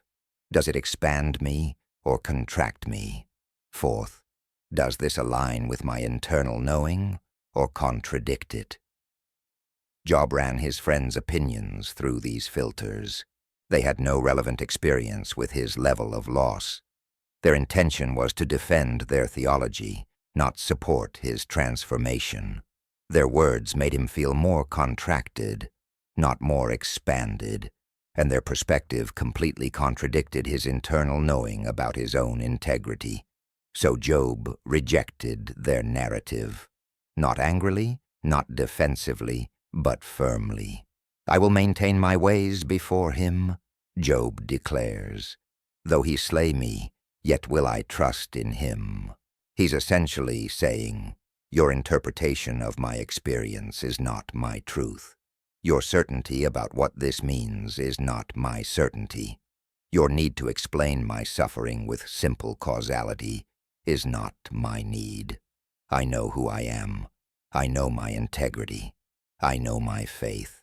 And I will not trade my internal knowing for your external opinions, no matter how confidently you express them. This is the work you must do, because the voices will come. When you're starting a business, people will tell you it's too risky. When you're leaving a toxic relationship, people will tell you you're being hasty. When you're pursuing a dream, people will remind you of everyone who failed. When you're going through a transformation, people will try to pull you back to who you used to be because your evolution makes them uncomfortable with their stagnation. And if you don't shield your mind, if you don't maintain cognitive sovereignty, if you don't protect your frequency, those voices will become your internal dialogue. You'll start believing what they say. You'll start doubting what you know. You'll start lowering your frequency to match their limitations. Marcus eventually learned to shield himself. When his father called with criticism, Marcus would thank him for caring and then redirect the conversation. When former colleagues made jokes, Marcus would smile and change the subject. When his wife expressed doubts, Marcus would acknowledge her concerns without absorbing them as his truth. I learned that I could love people without accepting their limitations as my reality. He told me I could respect their perspectives without making them my perspective. I could stay connected without being controlled. Within 5 years, Marcus's nonprofit was serving over 500 youth annually, with a staff of 20 and a sustainable funding model. His father eventually came to one of their events and admitted tears in his eyes. "I was wrong. You weren't wasting your potential. You were fulfilling it. I just couldn't see it because I was looking through my lens, not yours." This is what often happens. The voices that opposed you during your transformation become the voices that celebrate you after your transformation. But you can't wait for their approval. You can't let their doubt determine your direction. You can't allow their interpretation to become your identity. Job didn't wait for his friends to understand. He maintained his truth despite their judgment. He held his frequency despite their doubt. He protected his mind despite their invasion. And eventually, after his restoration, after his transformation was complete, God himself tells the three friends, "You have not spoken of me what is right, as my servant Job has." The voices that seemed so certain, so wise, so authoritative, were revealed to be wrong. But Job couldn't have known that in the moment. He just had to trust his internal knowing over their external pressure.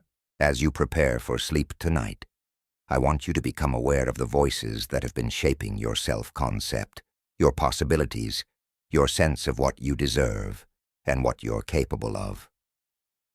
Some of these voices might be from years ago. A parent who said you weren't smart enough. A teacher who said you weren't talented enough. A partner who said you weren't lovable enough. Some might be current.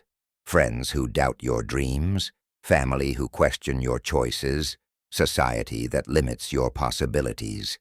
These voices have been installing neural programs in your brain, creating patterns of thought that limit your frequency and restrict your reality.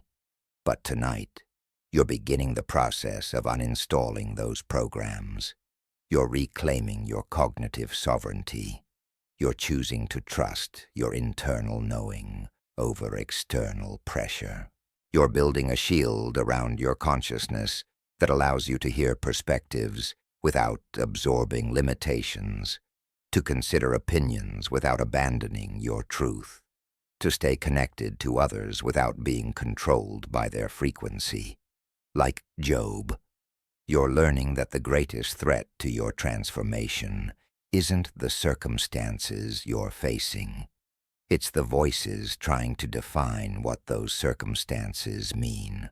And like Job, you're choosing your own interpretation, your own truth, your own unshakable faith in who you are and where you're going, regardless of who agrees or understands. Your mind is sovereign.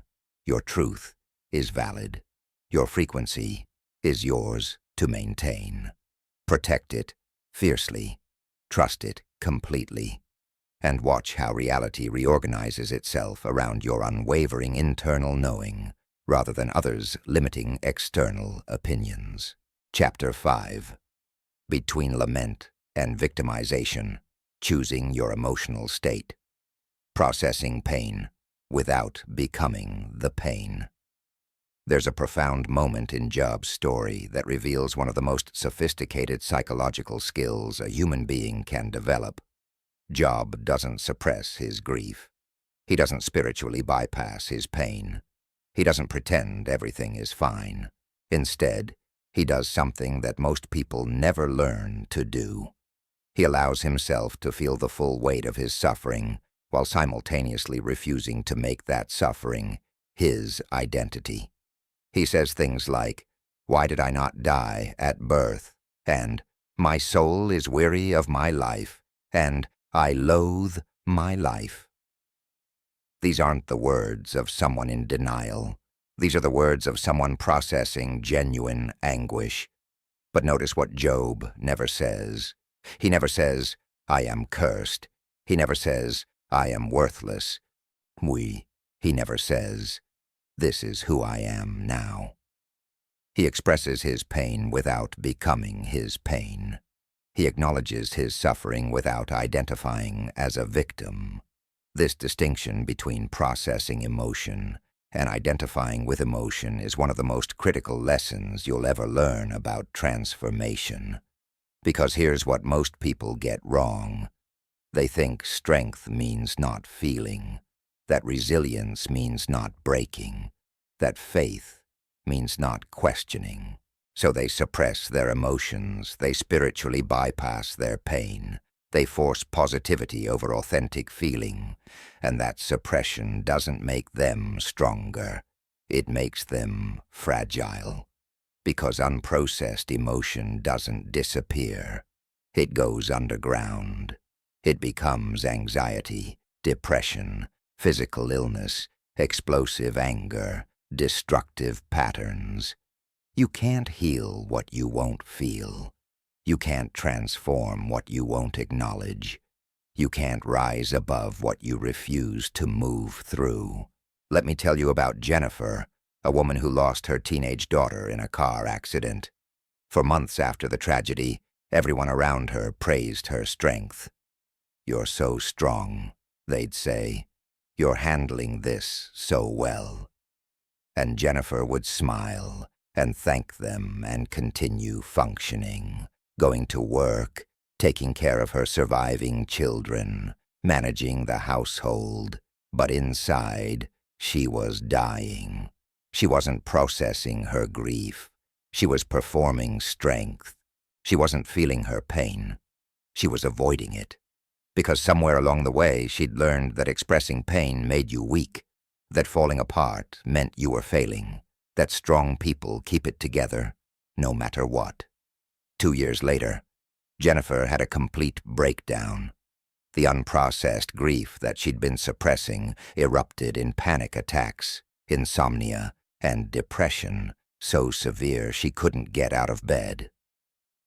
"I thought I was being strong," she told me, "but I was just being numb. I thought I was protecting myself by not feeling, but I was actually destroying myself. The pain didn't go away because I ignored it. It just went deeper, into my body, into my nervous system, into every cell that was screaming to grieve." This is what happens when you confuse suppression with strength, when you mistake emotional avoidance for spiritual maturity. Job shows us a different path. He doesn't suppress. He laments. He weeps. He questions. He expresses his anguish openly and honestly. But, and this is the crucial distinction, he never crosses the line from lament into victimization. Lament says, "This is incredibly painful, and I'm feeling all of it."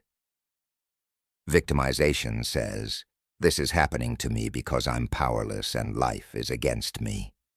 Lament is processing. Victimization is identifying. Lament is temporary emotional expression. Victimization is permanent identity formation. Job stays on the side of lament, never crossing into victimization, and that's why he emerges transformed rather than traumatized. The neuroscience of emotional processing reveals why this matters so much. When you experience something painful, your limbic system, the emotional center of your brain, activates immediately. Your amygdala fires, signaling danger. Stress hormones flood your system. Your body prepares for threat response. This is automatic and unavoidable. But what happens next is where you have choice. If you allow the emotion to be felt, to be expressed, to move through your system, your prefrontal cortex stays online and can help process and integrate the experience. The emotion peaks, then gradually subsides. Your nervous system completes the stress cycle.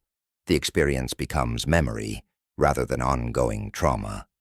But if you suppress the emotion, if you refuse to let it move through you, something different happens. Your limbic system stays activated. Your stress hormones remain elevated. Your body stays in threat response.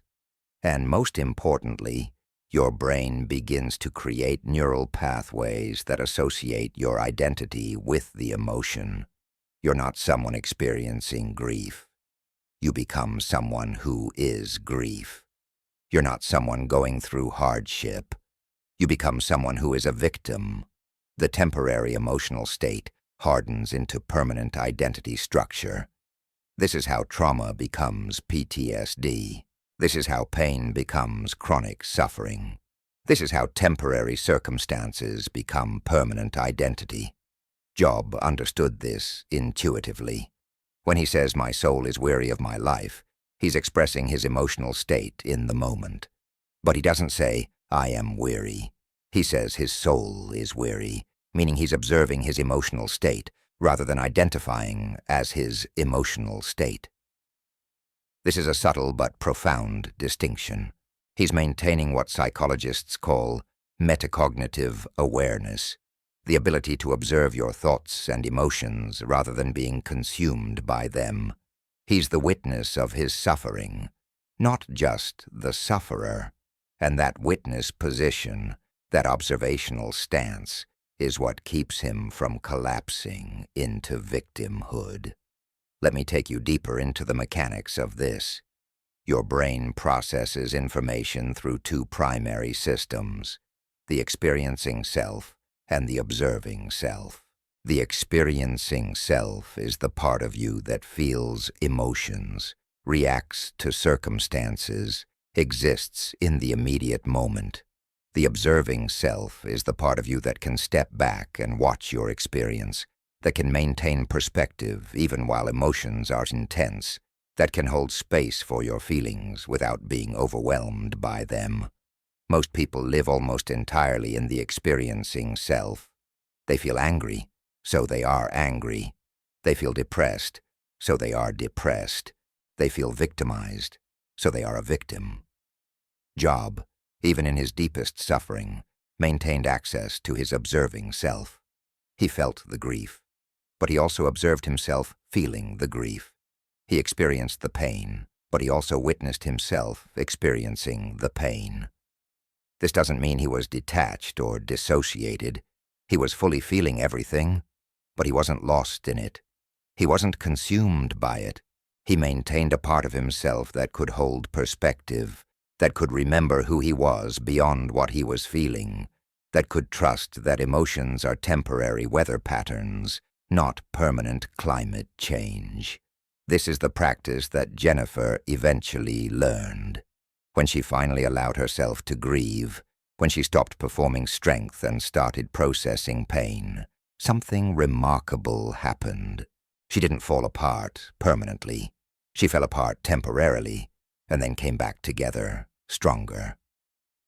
She learned to say things like, "Right now I'm feeling overwhelming sadness," instead of, "I am depressed." She learned to say, "This moment is incredibly painful," instead of, "My life is ruined." She learned to hold space for her emotions without making those emotions her identity. And as she did this, as she processed what she'd been suppressing, her nervous system finally completed the stress cycles that had been stuck for 2 years. Her body released the stored trauma. Her mind integrated the loss. She didn't stop missing her daughter. That pain remained, but she stopped being defined by that pain. She stopped living as a victim of tragedy and started living as someone who had experienced tragedy and was choosing how to carry it forward.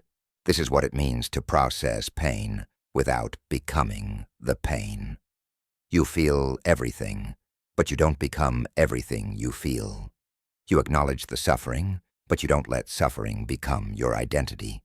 You move through the darkness, but you don't set up permanent residence there. Job sits in the ashes for a season, not for a lifetime. He expresses his anguish fully, but he doesn't make anguish his address. He laments, but he doesn't lodge in victimization. The line between lament and victimization is marked by a single word, because. Lament says, "I'm in pain." Victimization says, "I'm in pain because the universe is against me." Lament says, "I've lost everything." Victimization says, "I've lost everything because I'm cursed." Lament says, This is incredibly difficult. Victimization says, this is incredibly difficult because I'm not strong enough. Do you see the difference? Lament describes reality. Victimization creates narrative.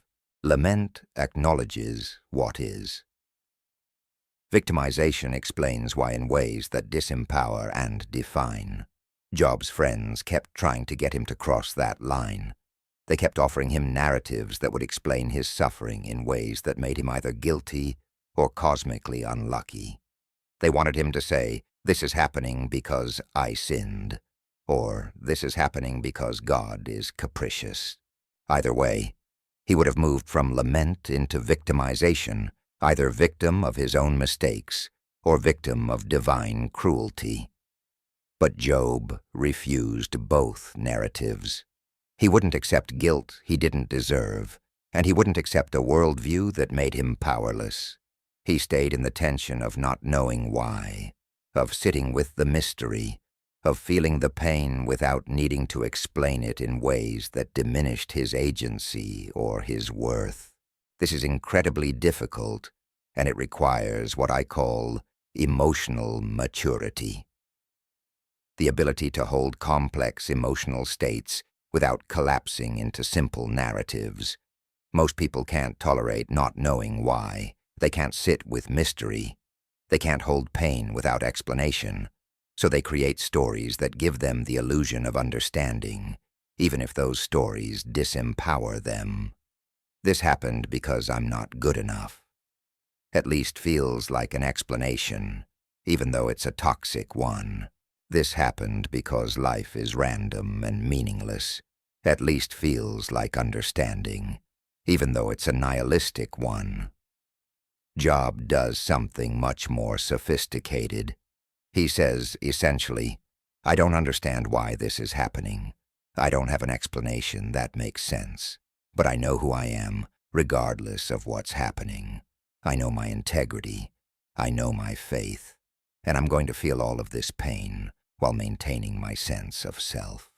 This is the pinnacle of emotional intelligence. The ability to not know, to not understand, to not have answers, and still maintain your center, your identity, your faith in something beyond the current suffering. Let me give you a practical framework for this because you're going to need it. When painful emotions arise, practice what I call naming and claiming. First, name the emotion specifically. I'm feeling grief right now, or I'm feeling fear, or I'm feeling anger. This engages your prefrontal cortex and helps you maintain the observing self. Second, claim the emotion as temporary experience, not permanent identity. This is what I'm experiencing, not this is who I am. Third, allow the emotion to be felt in your body. Where do you feel it? What's the sensation? Breathe into it. Let it move. Emotions are called emotions because they're designed to move. Energy in motion. When you suppress them, you stop the motion. When you identify with them, you become the motion. When you witness and allow them, you let them complete their natural cycle. Job was doing this ancient practice thousands of years before we had the neuroscience to explain it. When he says, "My soul is weary," he's naming the emotion. When he says, "Why is light given to one in misery?" he's questioning, processing, expressing. But when he says, "Though he slay me, yet will I trust," he's maintaining his deeper identity beneath the emotional weather. He's feeling the storm without becoming the storm. He's experiencing the darkness without losing himself in it. There's another crucial element here that most people miss. Job had people around him, his wife, his friends, who were essentially inviting him to become a victim. His wife said, "Curse God and die." She was saying, "Give up, accept defeat, identify with your suffering, and surrender to it." His friends said, You must have done something to deserve this. They were saying, accept the narrative of guilt and unworthiness. Every voice around him was offering him an identity based on victimization, either victim of his own mistakes or victim of cruel fate. And every day, Job had to reject those invitations. Every day, he had to choose lament over victimization, processing over identification, feeling without becoming. This is your daily work, too, because there are voices in your life, maybe external, maybe internal, that are constantly inviting you to identify as a victim, to accept narratives of powerlessness, to see yourself as damaged, limited, less than, to make your pain your identity, your trauma, your brand, your suffering, your permanent address. And every day, multiple times a day, you have to reject those invitations. You have to choose to feel your emotions without becoming your emotions. You have to choose to acknowledge your pain without making it your personality. You have to choose lament over victimization, processing over identification. Jennifer told me that the turning point in her healing came when she realized she had a choice. I could be the woman whose daughter died, or I could be the woman who lost her daughter and chose how to carry that loss forward. The first one is an identity. The second one is an experience I'm processing. The first one is fixed. The second one is evolving. The first one makes me a victim. The second one makes me a person who experienced victimization but refused to be defined by it. This distinction changed everything. She still felt the pain.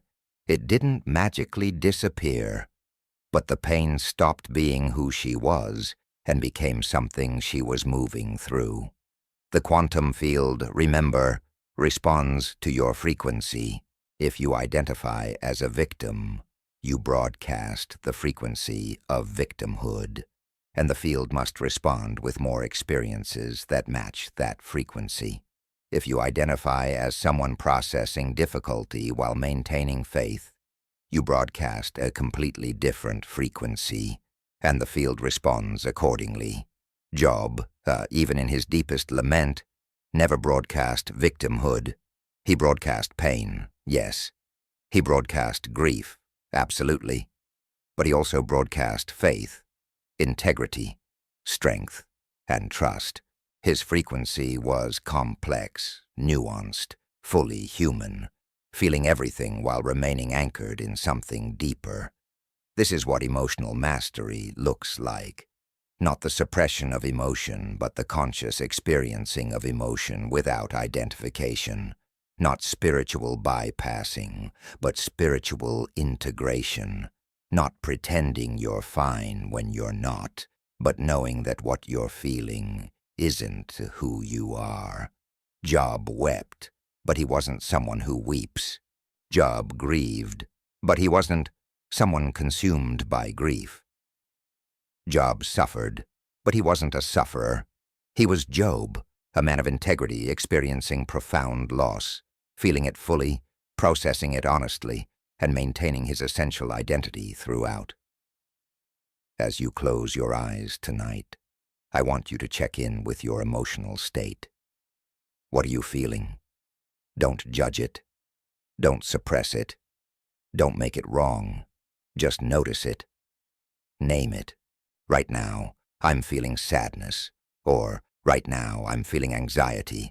Or, right now, I'm feeling anger. Good. Now feel it in your body. Where is it? What's the sensation? Breathe into it. Let it be there. You're not trying to make it go away.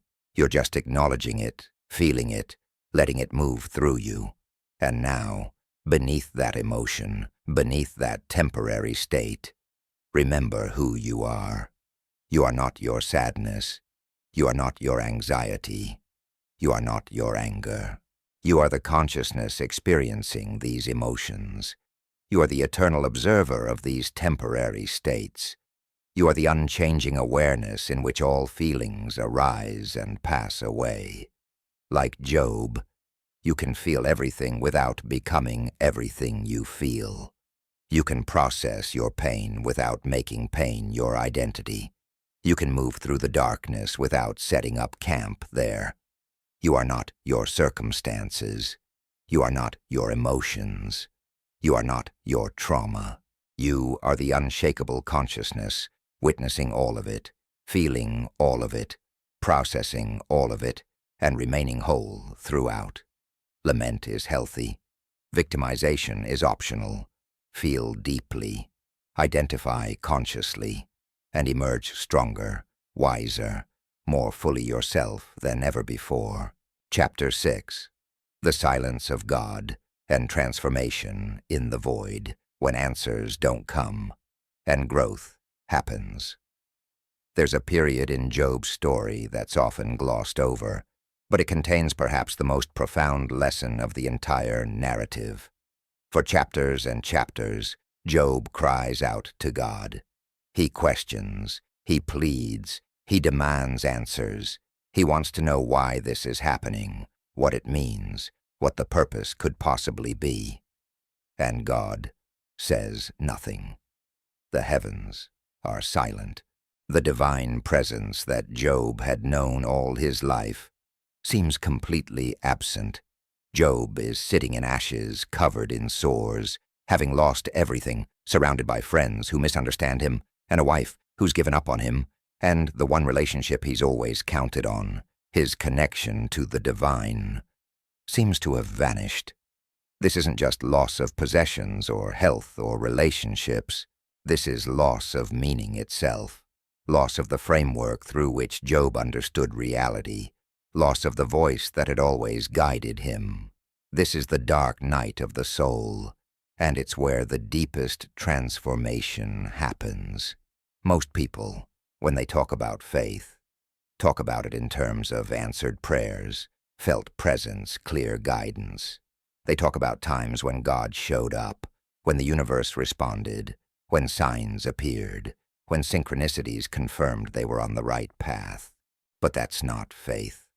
That's confirmation. Real faith, the kind that transforms you at the cellular level, the kind that rewires your consciousness permanently, happens in the silence. It happens when you pray and hear nothing. It happens when you seek guidance and receive only more questions. It happens when you cry out for help and are met with empty space.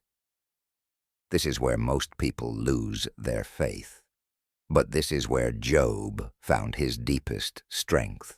Let me tell you about Michael, a man who built his entire life around his spiritual practice. He meditated daily, attended retreats, studied with teachers, cultivated what he believed was a direct relationship with divine guidance. He made major life decisions based on what he felt was clear spiritual direction. Then his life fell apart in ways that made no sense. His business failed despite what he'd felt was clear guidance to start it. His marriage ended despite years of spiritual work on the relationship. His health deteriorated despite all his practices. And when he turned to his spiritual practice for comfort, for answers, for guidance, he found nothing. The meditation that used to bring him peace now brought only emptiness. The prayers that used to feel like conversation now felt like talking to a wall. The sense of divine presence that had sustained him was completely gone.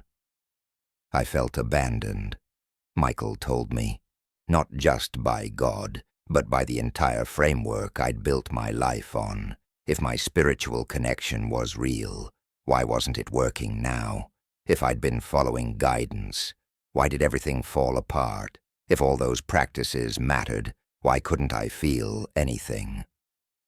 Michael was in Job's position, not just dealing with external loss, but with the internal crisis of meaning that comes when the very foundation you've built your life on seems to crumble. This is the silence of God, the absence of answers, the void where certainty used to be. And this is where most people either lose their faith entirely or discover what faith actually is. Here's what neuroscience has discovered about how the brain processes uncertainty and meaning-making.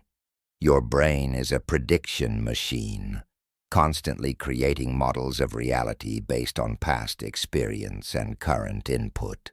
When you have a spiritual experience, when you feel divine presence, when you receive clear guidance, your brain creates neural pathways that encode that experience as a reliable pattern. You come to expect that when you pray, you'll feel something. When you seek guidance, you'll receive clarity.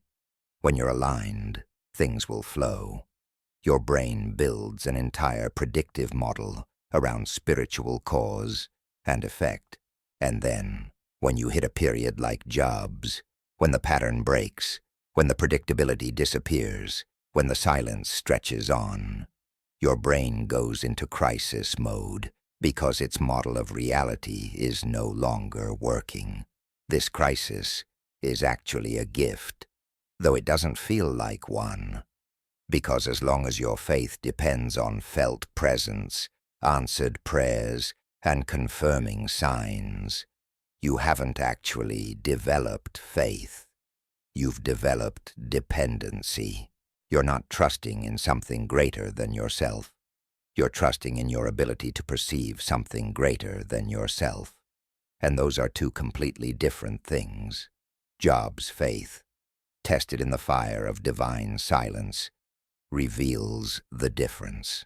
True faith doesn't require confirmation. True faith doesn't need evidence. True faith doesn't depend on felt presence.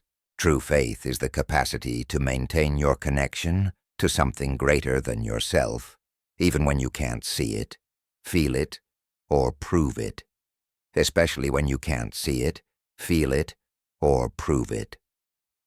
The mystics have always known this. Every spiritual tradition has teachings about the dark night of the soul, the desert experience, the cloud of unknowing. These aren't deviations from the spiritual path. They're essential stages of spiritual development. The void, the silence, the absence of answers, isn't God abandoning you. It's God inviting you to a deeper level of relationship, a level that doesn't depend on external validation or emotional confirmation. Job is being invited to know God, not through blessings and felt presence, but through trust that transcends circumstances and persists through silence.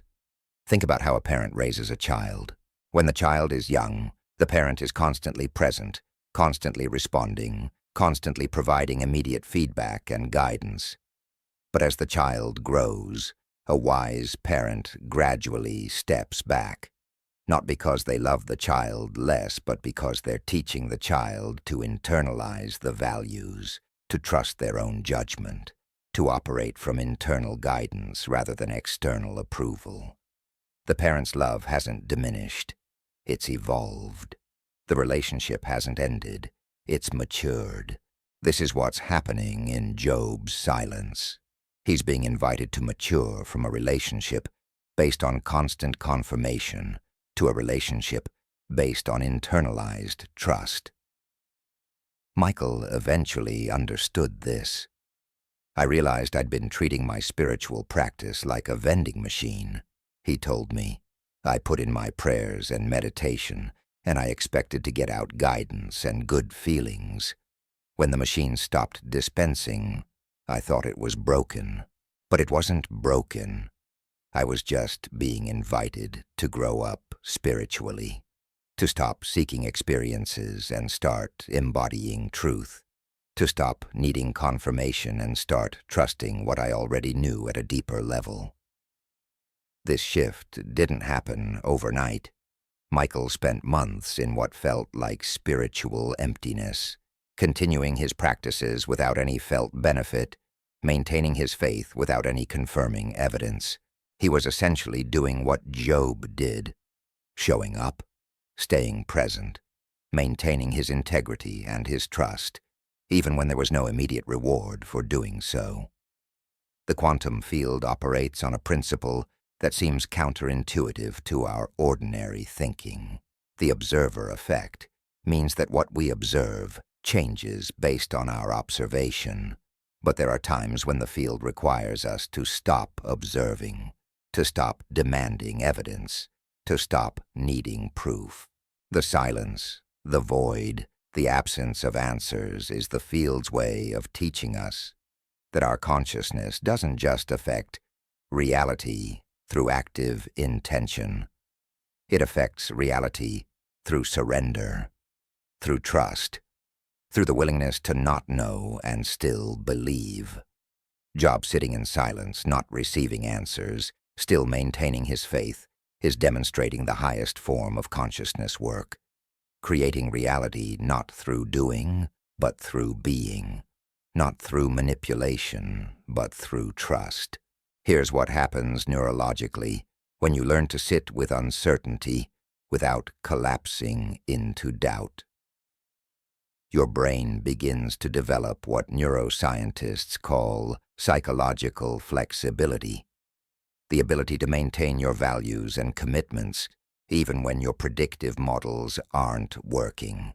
Your prefrontal cortex strengthens its capacity to hold paradox, to tolerate ambiguity, to function without the constant need for certainty.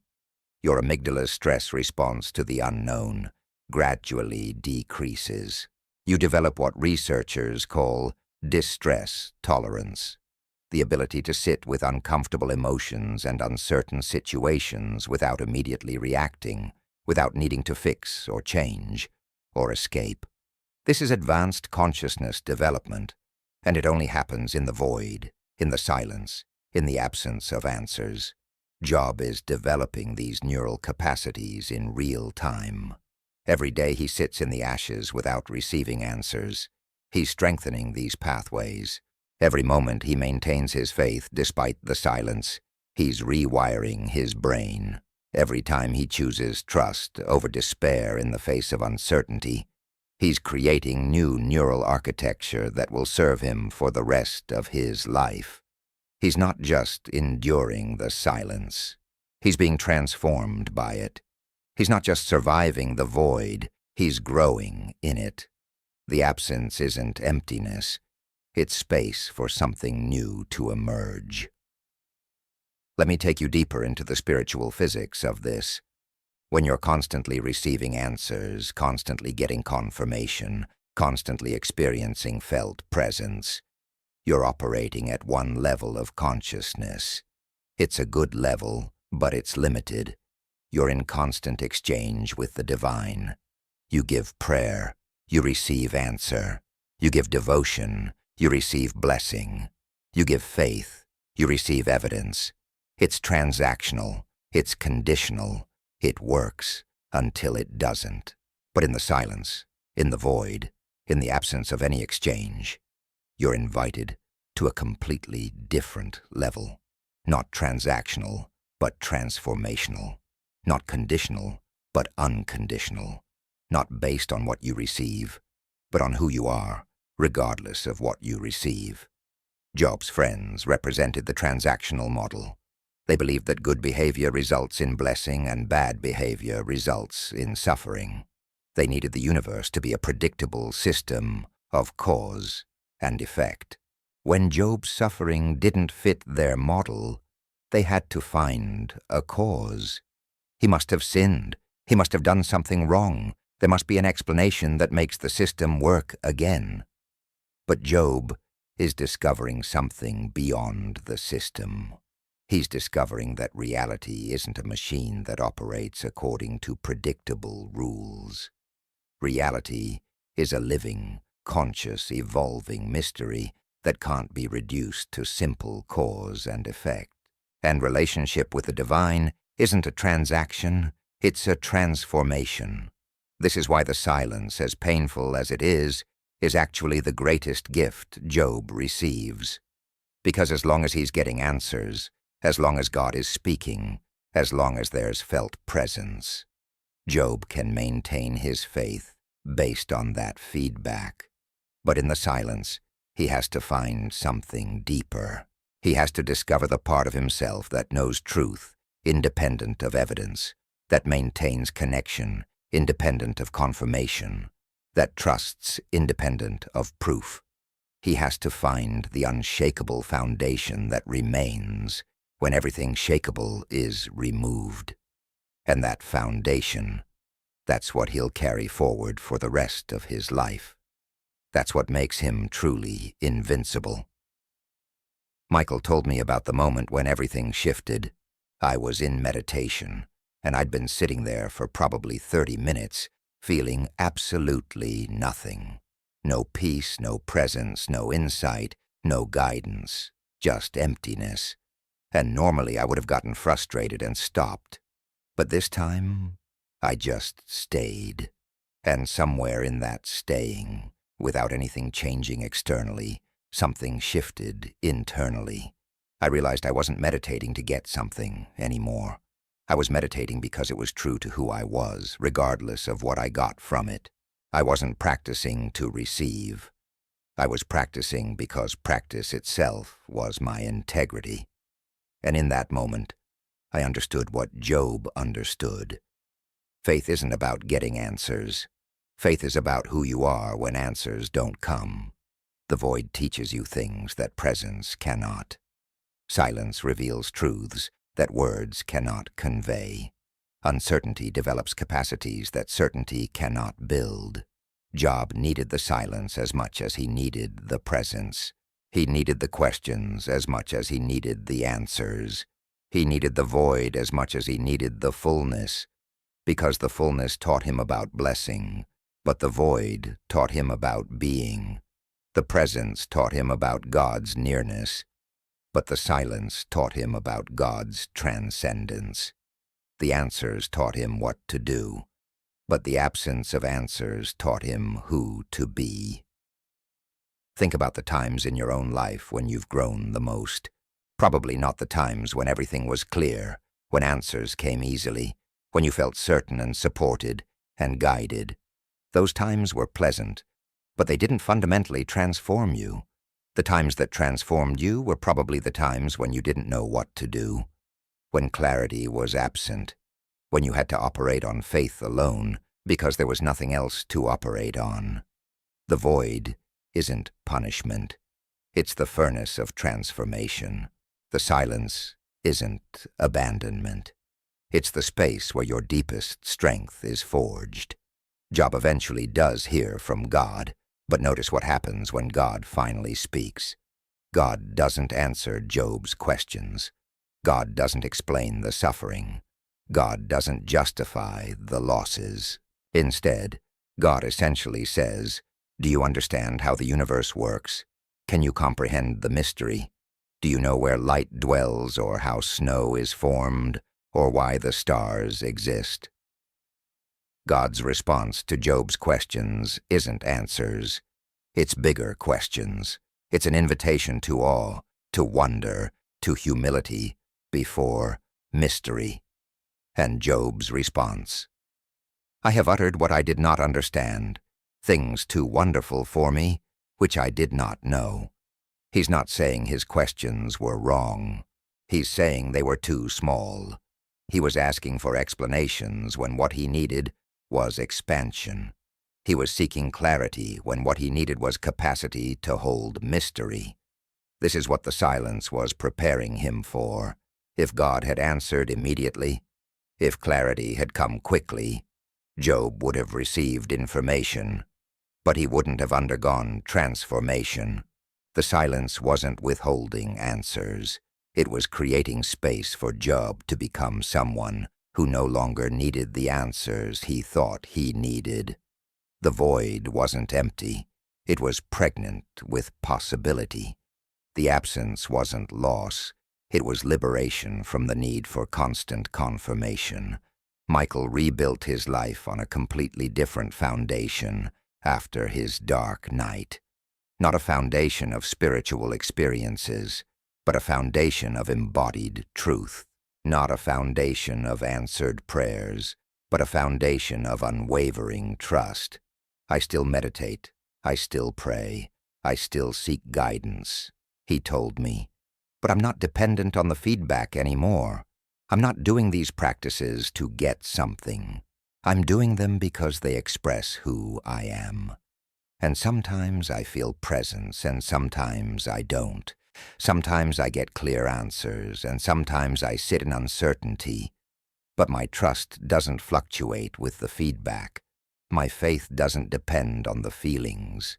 I learned in the void what Job learned, that the deepest truth is the truth that remains when everything else is stripped away. As you prepare for sleep tonight, I want you to consider your own experience of the void, of silence, of absence of answers. Maybe you're in that void right now. Maybe you've been praying without feeling heard. Maybe you've been seeking guidance without receiving clarity. Maybe you've been asking questions that seem to echo in emptiness. This isn't abandonment. This isn't punishment. This isn't evidence that you're doing something wrong or that your connection is broken. This is the invitation to depth, to maturity, to faith that doesn't depend on confirmation. Like Job, you're being invited to discover what remains when everything else is removed. You're being invited to find the unshakable foundation beneath the shifting feelings, the unchanging truth beneath the changing circumstances, the eternal presence that persists through every experience of absence. The silence isn't empty. It's full of potential. The void isn't barren. It's fertile ground for transformation.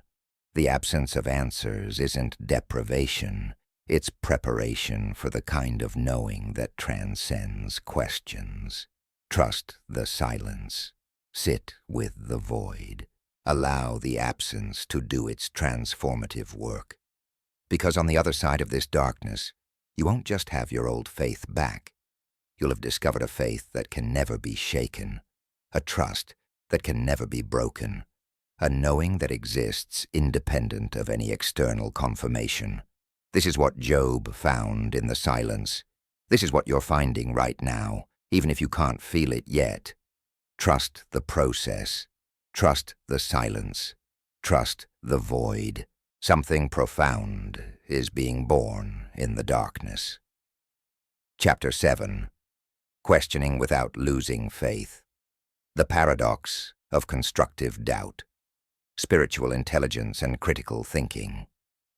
There's a moment in Job's story that makes religious people uncomfortable and skeptics triumphant, but it's actually the most spiritually mature moment in the entire narrative. Job, after maintaining his integrity through unimaginable loss, after refusing to curse God despite his wife's suggestion, after defending his faith against his friends' accusations, suddenly turns and confronts the divine directly, not with humble submission, but with bold questioning, not with quiet acceptance, but with fierce challenge. He essentially says, I want my day in court. I want to present my case. I want answers. And then he proceeds to question everything. God's justice, God's methods, God's very character. Job doesn't lose his faith. He interrogates it. He doesn't abandon his relationship with the divine. He deepens it through confrontation. He demonstrates something that most religious systems struggle to accommodate. You can question everything and still believe. You can doubt and still have faith. You can challenge and still trust. This is the paradox that most people never learn to hold. They think, faith means never questioning, that belief means accepting without examination, that spirituality means suspending critical thinking. So they either become rigid believers who suppress their doubts and call it faithfulness, or they become cynical skeptics who dismiss mystery entirely and call it wisdom. But Job shows us a third way. Spiritual intelligence, the capacity to integrate faith and reason, to hold belief and doubt simultaneously, to question everything while trusting something. This isn't contradictory. This is mature consciousness. This is the kind of faith that can actually withstand reality, that can engage with complexity, that can evolve and grow rather than remaining static and fragile. Let me tell you about Rachel, a woman raised in a fundamentalist religious community where questioning was equated with sin. She was taught that doubt was the enemy of faith, that any uncertainty meant weakness, that real believers never wavered. So when she started having questions in her 20s about the contradictions in Scripture, about the suffering in the world, about whether her beliefs actually made sense, she felt terrified and guilty. She tried to suppress her questions, to pray them away, to confess them as sins. But the questions kept coming, getting louder, demanding attention, and the more she tried to suppress them, the more anxious and depressed she became, feeling torn between her intellect and her spirituality, as if she had to choose between being smart or being faithful. By the time Rachel came to me, she was in crisis. She'd left her religious community because she couldn't continue pretending she believed things she questioned. But she hadn't found a new framework for meaning, so she felt adrift, spiritually homeless. I thought if I questioned my faith, I'd lose it, she told me. So I tried not to question. But then the questions became so loud that faith built on suppressed doubt collapsed entirely. Now I don't know what I believe, and I don't know if I can believe anything. Rachel was experiencing what happens when you're taught that faith and questioning are enemies rather than partners, that you have to choose between your mind and your spirit, that doubt is death to belief. Job shows us something radically different. He questions God directly, boldly, even aggressively at times. He says things like, "Your hands fashioned and made me, and now you have turned and destroyed me." He says, "If I sin, what do I do to you, you watcher of humanity? Why have you made me your target?" He essentially says, "God, what you're doing doesn't make sense. This isn't just. This isn't right. I want an explanation." These aren't the words of someone whose faith is failing. These are the words of someone whose faith is so strong that it can withstand interrogation.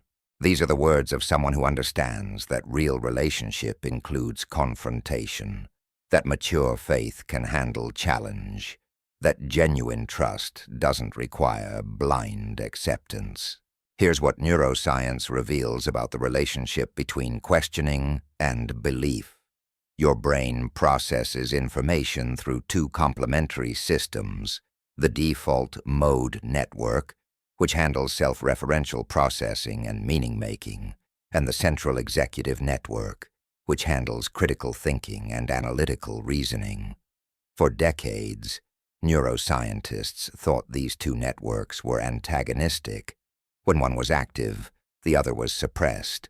Religious experience activated the default mode network and shut down critical thinking. Analytical reasoning activated the central executive network and shut down spiritual intuition. You had to choose between thinking and believing, between reason and faith. But more recent research has revealed something fascinating. In people with mature spiritual intelligence, both networks can be active simultaneously. They can engage critical thinking while maintaining spiritual connection.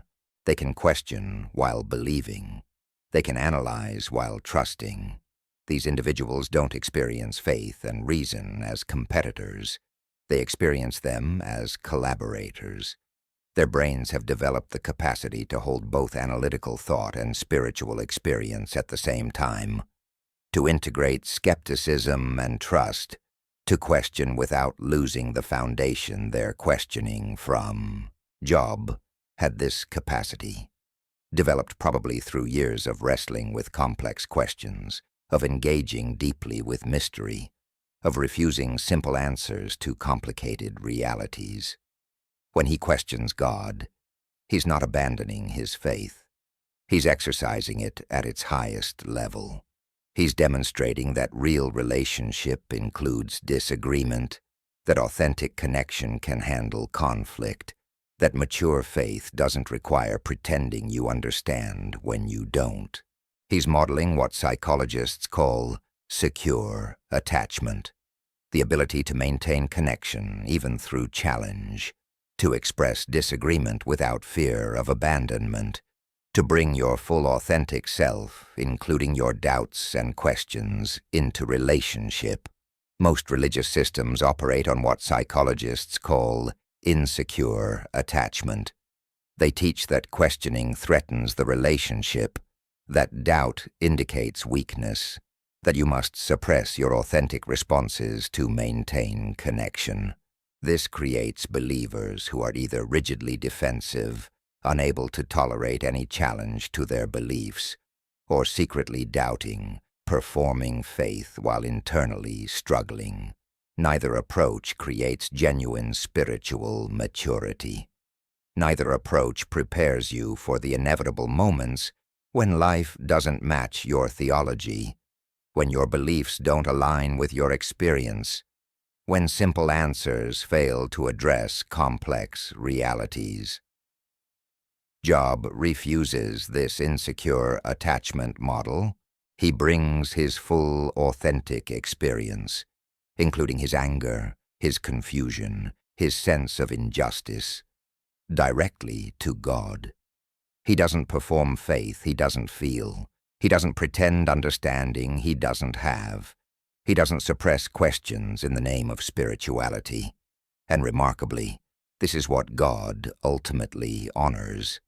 At the end of the story, God tells Job's friends that they haven't spoken rightly, but Job has.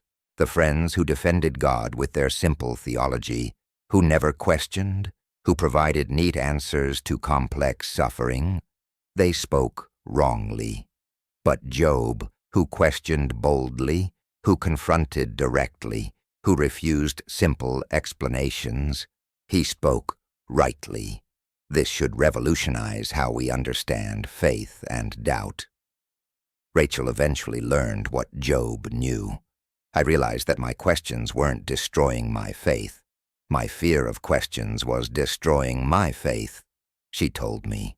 When I finally allowed myself to question everything, to really engage with my doubts, to think critically about what I believed and why, something unexpected happened. I didn't lose my faith. I found a different kind of faith.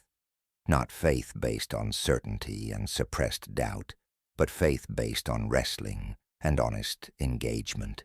Not faith that requires me to check my brain at the door, but faith that engages my full intelligence and still chooses trust beyond what I can fully comprehend. This is spiritual intelligence, the integration of critical thinking and spiritual intuition, of analysis and awe, of skepticism and trust.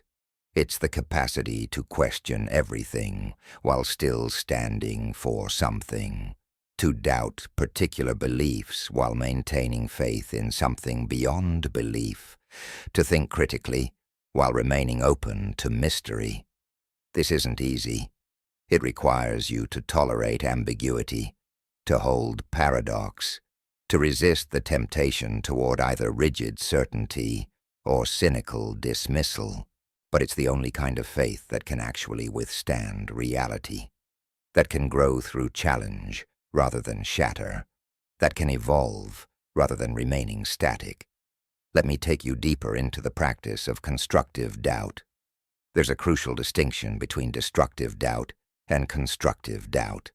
Destructive doubt says, nothing can be trusted, everything is meaningless, there's no point in believing anything. This is nihilism masquerading as intelligence, cynicism pretending to be wisdom. It's not actually questioning, it's giving up on questions entirely.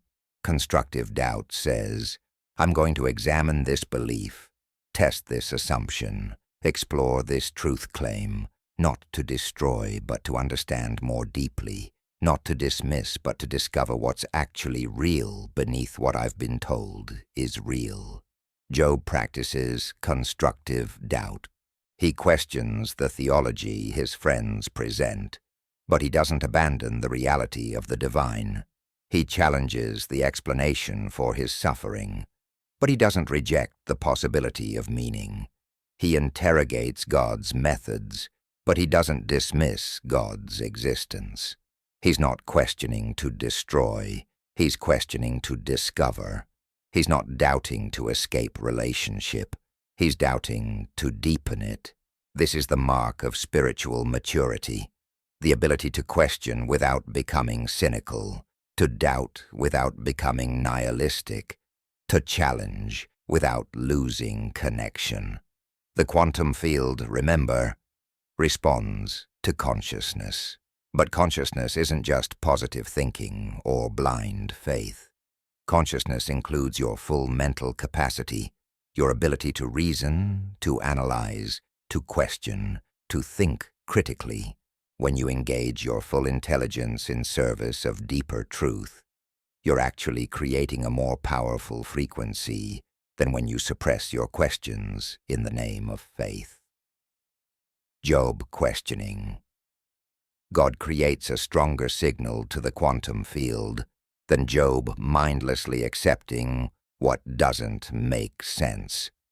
Because the field responds to authenticity, to full engagement, to consciousness that includes all of who you are, rather than fragments of your self-performing spirituality. Think about the people in your life who have the deepest faith, the most unshakable trust. Probably not the people who've never questioned, who've accepted everything they were taught without examination, who've maintained belief by avoiding complexity. The people with the deepest faith are usually the people who've wrestled, who've questioned, who've gone through their own dark nights and emerged with a faith that's been tested and refined. They've questioned and still believed. They've doubted and still trusted. They've challenged and still maintained connection. That's not faith despite questioning. That's faith because of questioning. That's not belief in spite of doubt.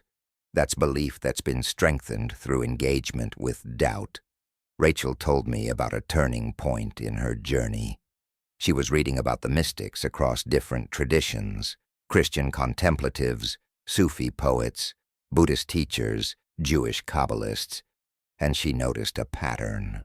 Every single one of them went through periods of intense questioning, of doubt, of wrestling with paradox. The mystics weren't the people who never questioned. They were the people who questioned most deeply and still found something unshakable beneath the questions. I realized that my questions weren't signs of spiritual failure. Rachel said, they were signs that I was actually taking my spiritual development seriously enough to engage it with my full intelligence. The people who never question aren't more spiritual. They're just less engaged. This completely reframed her experience. Instead of seeing her questions as enemies of her faith, she began seeing them as tools for refining her faith. Instead of suppressing doubt, she began interrogating her beliefs to discover which ones were genuine and which ones were just inherited assumptions. Instead of choosing between her mind and her spirit, she integrated both into a more mature spiritual intelligence. She developed what philosophers call epistemological humility, the recognition that you can hold beliefs without claiming absolute certainty, that you can trust something while acknowledging you don't fully understand it, that you can have faith while remaining open to revision and growth. Job demonstrates this epistemological humility beautifully. He knows his own integrity. He's certain about that. He knows he hasn't done anything to deserve his suffering. He's confident about that. But he doesn't claim to understand the full picture, to comprehend God's ways completely, to have figured out the mystery of suffering and divine justice. He questions from a place of, I know what I know, and I know what I don't know, and I want to understand more. This is mature consciousness, certain about some things, uncertain about others, and willing to engage the tension between knowing and not knowing without collapsing into either arrogant certainty or paralyzing doubt.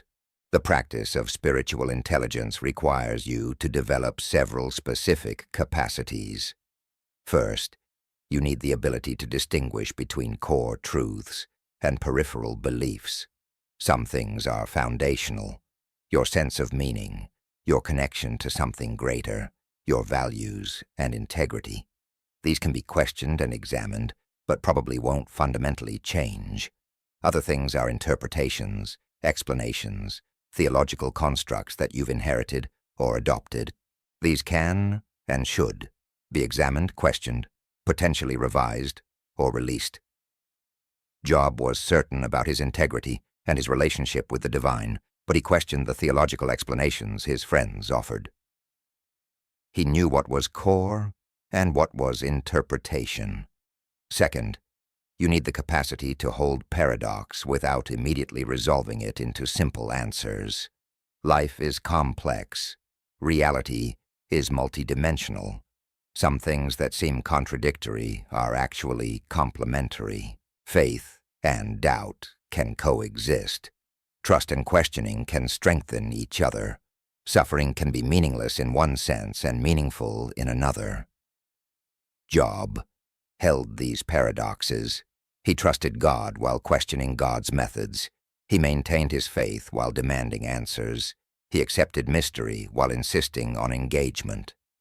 Most people can't tolerate this tension, so they collapse into either everything is clear and certain, or nothing makes sense, so why believe anything?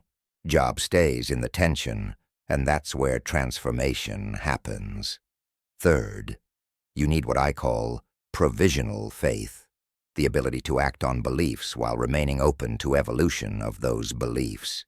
You don't have to have absolute certainty to make commitments.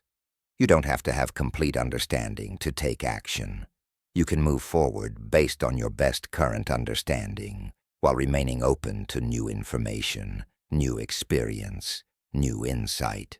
Job maintained his practices, his values, his relationship with the divine, even while questioning the framework he'd previously understood that relationship through. He acted with faith while thinking with questions. This is spiritual maturity. As you close your eyes tonight, I want you to give yourself permission to question whatever beliefs you're holding about God, about yourself, about how reality works, about what you deserve, about what's possible. You're allowed to examine them. You're allowed to ask if they're actually true or just inherited. You're allowed to interrogate them with your full intelligence. This isn't betraying your faith. This is honoring it by taking it seriously enough to engage it honestly. Like Job, you can question everything while maintaining connection to something. You can doubt particular beliefs while trusting in something beyond belief. You can think critically while remaining open to mystery. Your questions aren't evidence of weak faith. They're evidence of maturing faith. Your doubts aren't signs of spiritual failure. They're signs of spiritual evolution. Your willingness to interrogate your beliefs isn't destroying your foundation. It's discovering which foundations are actually solid and which ones were built on assumptions that can't withstand examination. Question boldly, doubt constructively, think critically, and trust that on the other side of honest examination, you won't have lost your faith. You'll have found a faith that can actually withstand reality, that can grow through challenge, that can evolve without collapsing. This is what Job discovered. This is what you're discovering. Your intelligence and your spirituality aren't enemies. They're partners in the journey toward truth that transcends simple answers and embraces the beautiful, complex, mysterious reality of consciousness experiencing itself through you. Chapter 8. Restoration doesn't return. It multiplies, reprogramming for exponential abundance. The ending of Job's story is where most people stop paying attention, thinking it's just a nice conclusion that ties everything up neatly. But if you understand what's actually happening here, if you grasp the consciousness principles at work, this ending contains the most powerful manifestation lesson you'll ever receive. After Job's testing, after his questioning, after his transformation in the void, God restores his fortunes. But here's what's revolutionary. God doesn't just give Job back what he lost. God doubles everything. Job doesn't return to his previous life. He quantum leaps to a completely new level. He had 7,000 sheep. Now he has 14,000. He had 3,000 camels. Now he has 6,000. He had 500 yoke of oxen. Now he has 1,000. Everything is multiplied, not merely restored. This isn't just a happy ending. This is a demonstration of how consciousness, when properly refined through adversity, doesn't just recover. It expands exponentially. Most people, when they go through loss, spend all their energy trying to get back to where they were. They want to recover their old job, recreate their old relationship, return to their previous level of health or wealth or happiness. They're thinking in terms of restoration, getting back to the starting point. But Job's story reveals something profound. When you've been through the fire of transformation, when you've maintained your frequency through the collapse, when you've refined your consciousness in the furnace of adversity, you don't go back to where you were. You can't. You're not the same person. Your consciousness has expanded, your frequency has elevated, your capacity has increased, and the quantum field must respond to this new level of being with circumstances that match this expanded consciousness.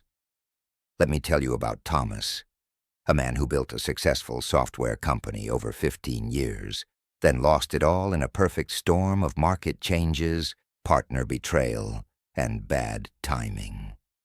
The company went bankrupt. Thomas lost his home, his savings, his reputation in the industry. For 2 years, he struggled not just financially, but psychologically, wrestling with the same questions Job faced. Why did this happen? What did it mean? Could he ever build something meaningful again? But unlike many entrepreneurs who experience failure and then spend years trying to recreate their previous success, Thomas did something different. He used the collapse as an opportunity to completely reimagine not just what he would build, but who he would be in the building of it. When I had my first company, I was operating from scarcity consciousness, even though I was financially successful. Thomas told me, I was constantly worried about competition, about losing clients, about market changes. I made decisions from fear more than vision. I built something successful, but I built it from a limited consciousness. When it collapsed, I realized I couldn't just rebuild the same thing. I had to become someone different first. I had to transform my consciousness before I could create something truly extraordinary. This is what Thomas understood that most people miss. The restoration isn't about rebuilding what was. It's about becoming someone capable of creating something beyond what was. The neuroscience of post-traumatic growth reveals why this matters so much. When you go through significant adversity and navigate it consciously rather than being destroyed by it, your brain undergoes what researchers call stress-related growth. The neural pathways associated with resilience, adaptability, and creative problem-solving actually strengthen. Your prefrontal cortex develops greater capacity for executive function. Your brain's neuroplasticity, its ability to rewire itself, increases. You're not just recovering to baseline, you're developing enhanced capabilities. But here's the critical factor. This growth only happens if you maintain the right consciousness through the adversity. If you collapse into victimhood, if you identify with the loss, if you make suffering your identity, your brain doesn't grow. It contracts. The adversity creates trauma rather than transformation.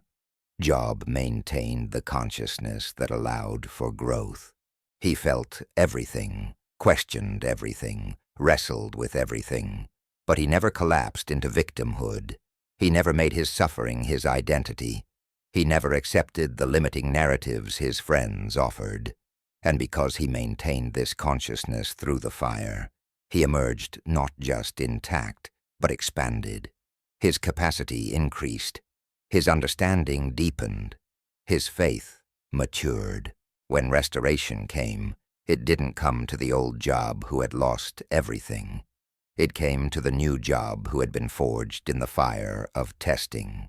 And the new Job, operating at a higher level of consciousness, could handle and create double what the old Job had. This is the principle that governs all true restoration. You don't attract back to the level of your loss. You attract to the level of your consciousness. If your consciousness expanded through the testing, your restoration exceeds your loss. If your consciousness contracted through the testing, your restoration will be limited or might not come at all. The quantum field doesn't care what you used to have. The field responds to who you currently are, what frequency you're currently broadcasting, what level of consciousness you're currently operating from. Job went into the testing at one level. He emerged at a completely different level. His restoration matched his new level, not his old one. Thomas experienced exactly this principle. When he finally launched his new company, it wasn't just a recovered version of his old business. It was something entirely new, built from an entirely different consciousness. I wasn't afraid anymore, he said, not because I had guarantees of success, but because I'd learned through losing everything that my identity, my worth, my peace didn't depend on external outcomes. I built the new company from abundance consciousness, from vision rather than fear, from a genuine desire to create value rather than from a need to prove myself or accumulate security. Within 3 years, his new company had revenue exceeding his old company's peak by 5 times. Within 5 years, it had been acquired for an amount that made his previous success look like practice. The restoration didn't return him to his starting point. It multiplied everything because his consciousness had expanded. Let me take you deeper into the quantum physics of this. Everything that exists in physical reality first exists as possibility in the quantum field. The field contains infinite potential realities, infinite possible outcomes, infinite versions of your life. What determines which possibility becomes actual reality? Your consciousness, specifically the frequency at which your consciousness vibrates. When Job lost everything, all possible futures existed in the quantum field. The future where he stayed broken, the future where he barely recovered, the future where he returned to his previous level, and the future where he exceeded everything he'd had before. His consciousness during the testing determined which possibility collapsed from potential into actuality. By maintaining his integrity, his faith, his high frequency, despite devastating circumstances, Job was essentially tuning into the highest possibility in the field. He was broadcasting the signal that matched exponential restoration rather than minimal recovery.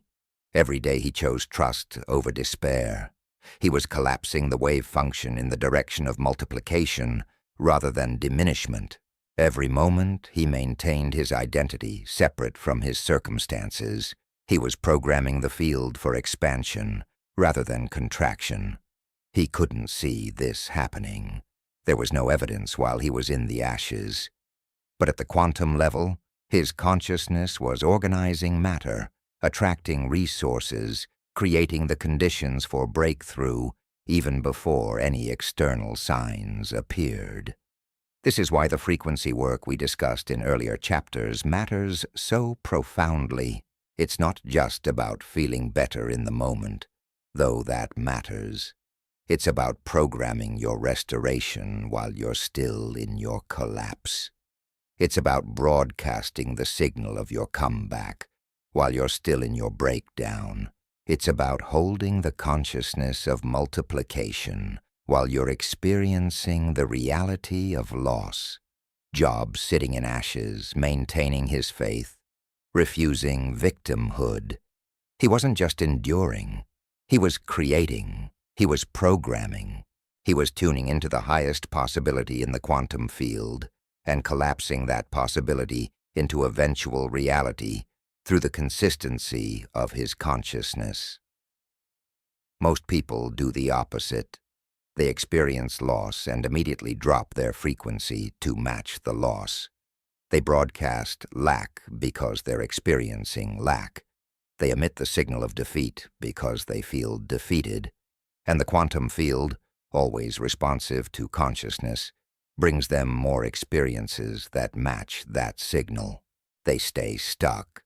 Not because restoration isn't available in the field, it's always available, but because their frequency isn't aligned with restoration. They're tuning into the possibility of continued struggle, and that's what actualizes in their experience. This isn't punishment. This isn't the universe being cruel. This is just physics. Frequency attracts matching frequency. Consciousness creates corresponding reality. Thomas told me about a crucial moment in his recovery. He was at his lowest point, financially, living in a friend's spare room, wondering if he'd ever rebuild anything. I had a choice, he said. I could look at my circumstances and let them dictate my frequency, be broke, feel broke, think broke thoughts, make broke decisions, or I could hold a different frequency regardless of my circumstances, operate from abundance consciousness even while experiencing scarcity, think wealthy thoughts even while checking an empty bank account, make decisions from possibility even while facing limitations. He chose the latter, not through delusion or denial, but through conscious frequency management. He acknowledged his circumstances while refusing to make them his frequency. And that's when everything began to shift. The practical application of this principle requires understanding something subtle but crucial.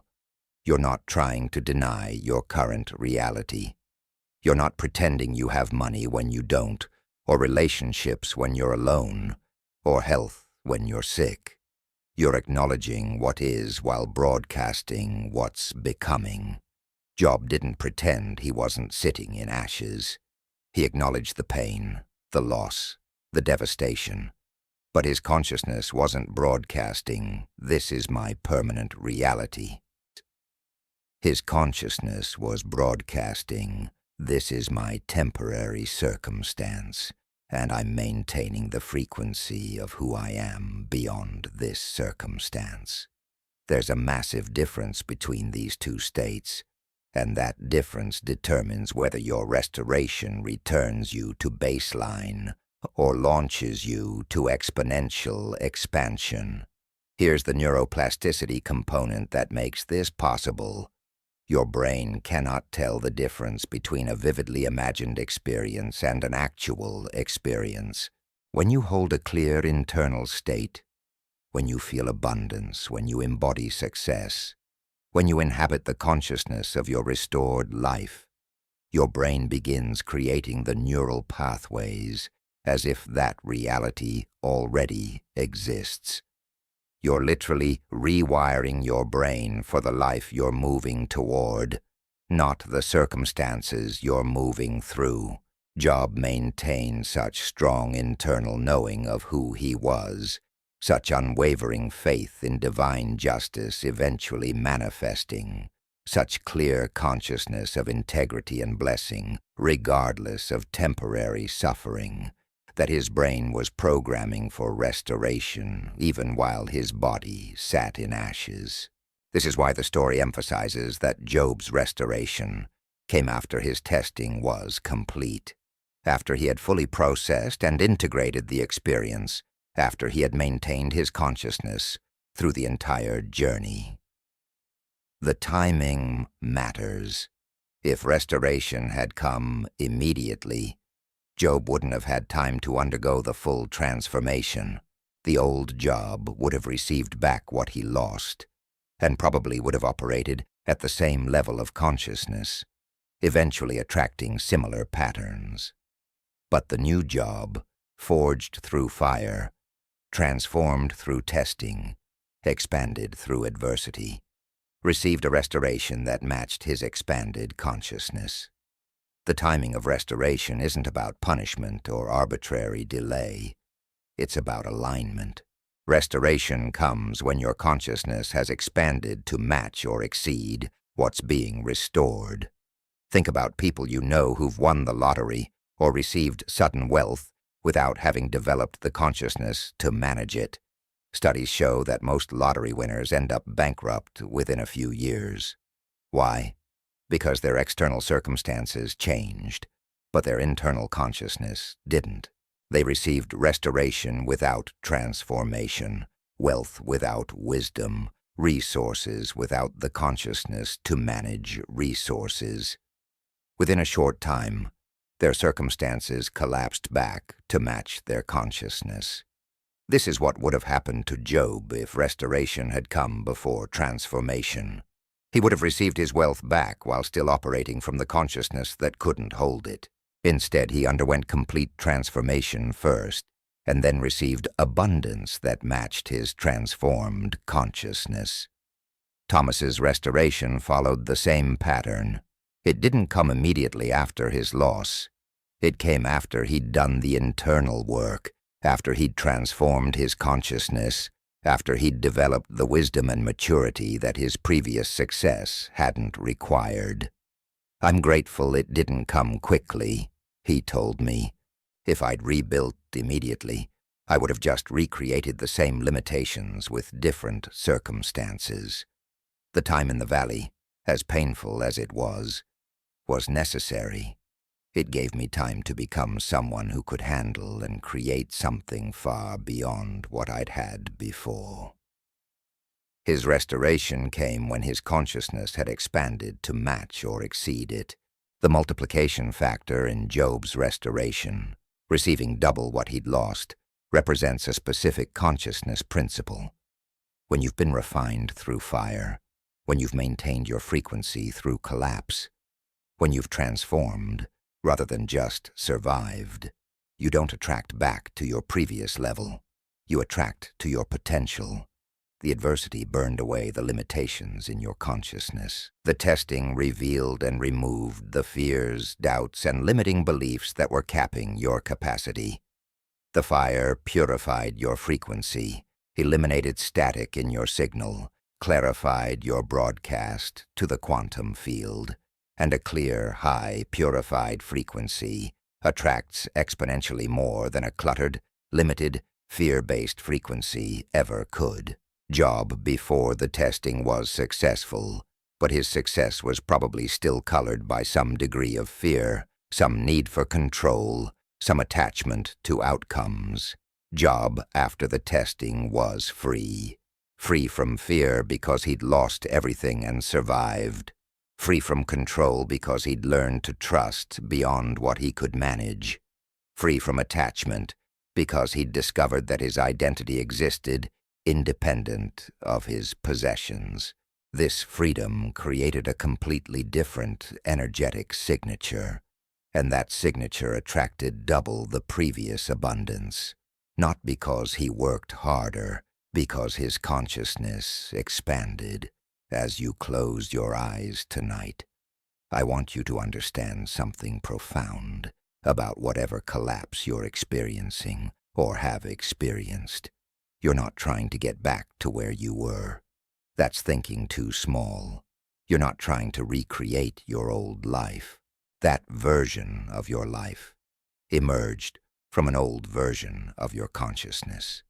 You're becoming someone new through this experience. Your consciousness is expanding. Your frequency is elevating. Your capacity is increasing. When restoration comes, and it will come if you maintain your frequency through the fire, it won't return you to your starting point. It will launch you to a level you couldn't have accessed without going through what you're going through. The collapse isn't taking you backward. It's clearing space for exponential forward movement. The loss isn't diminishment. It's preparation for multiplication. Like Job, you're not recovering to baseline. You're being prepared for breakthrough. Trust this process. Maintain your frequency. Hold your consciousness steady despite your circumstances. And watch how the quantum field responds not to what you've lost, but to who you've become in the losing and the rebuilding. Your restoration is coming, and it's bigger than what you lost because you're bigger than who you were. The multiplication isn't about what you'll have, it's about who you've become. And who you've become can create and hold so much more than who you were. This is Job's ultimate lesson. Transformation through adversity doesn't just restore you, it exponentially expands you into levels of abundance, peace, and power you couldn't have accessed without going through the fire. Welcome the refinement. Trust the process. Your multiplication is already being organized in the quantum field, waiting for your consciousness to fully align with its frequency. Chapter 9.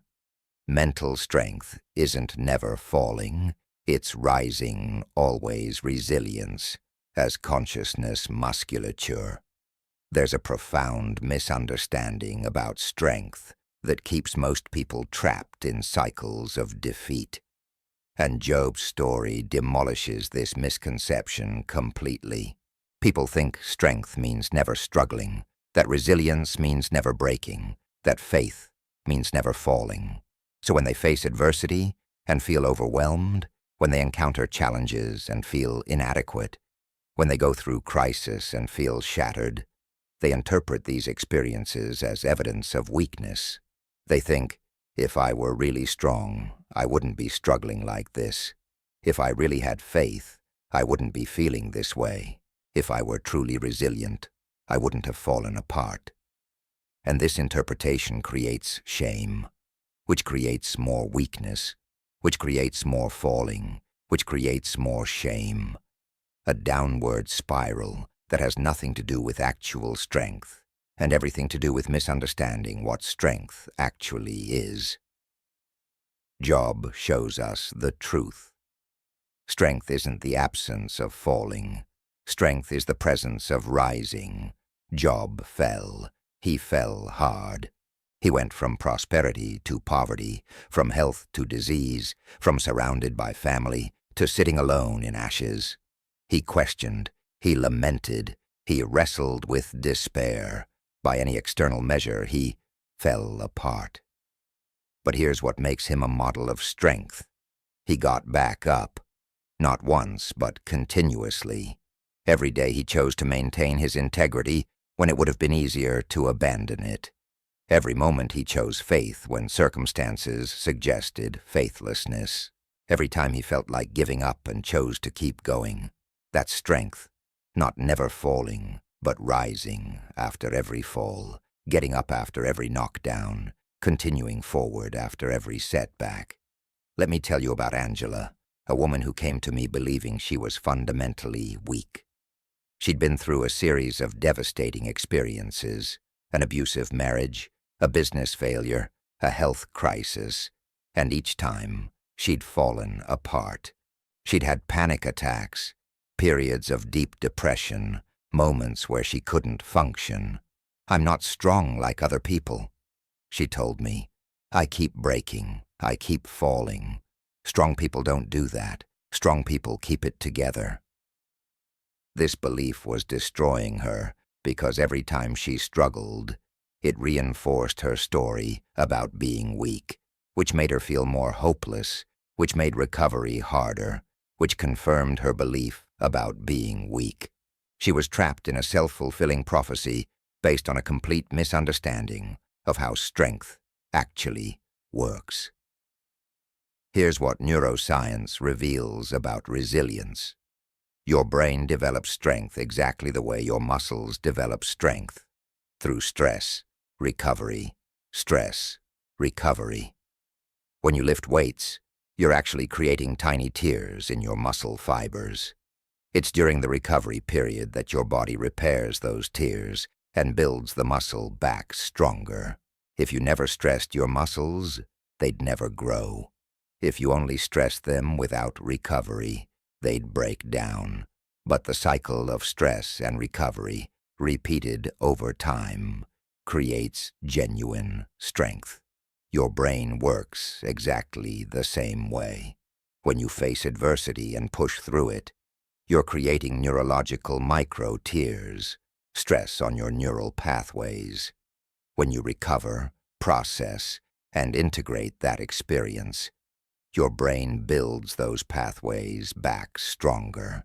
This is called stress inoculation, and it's the only way genuine resilience develops.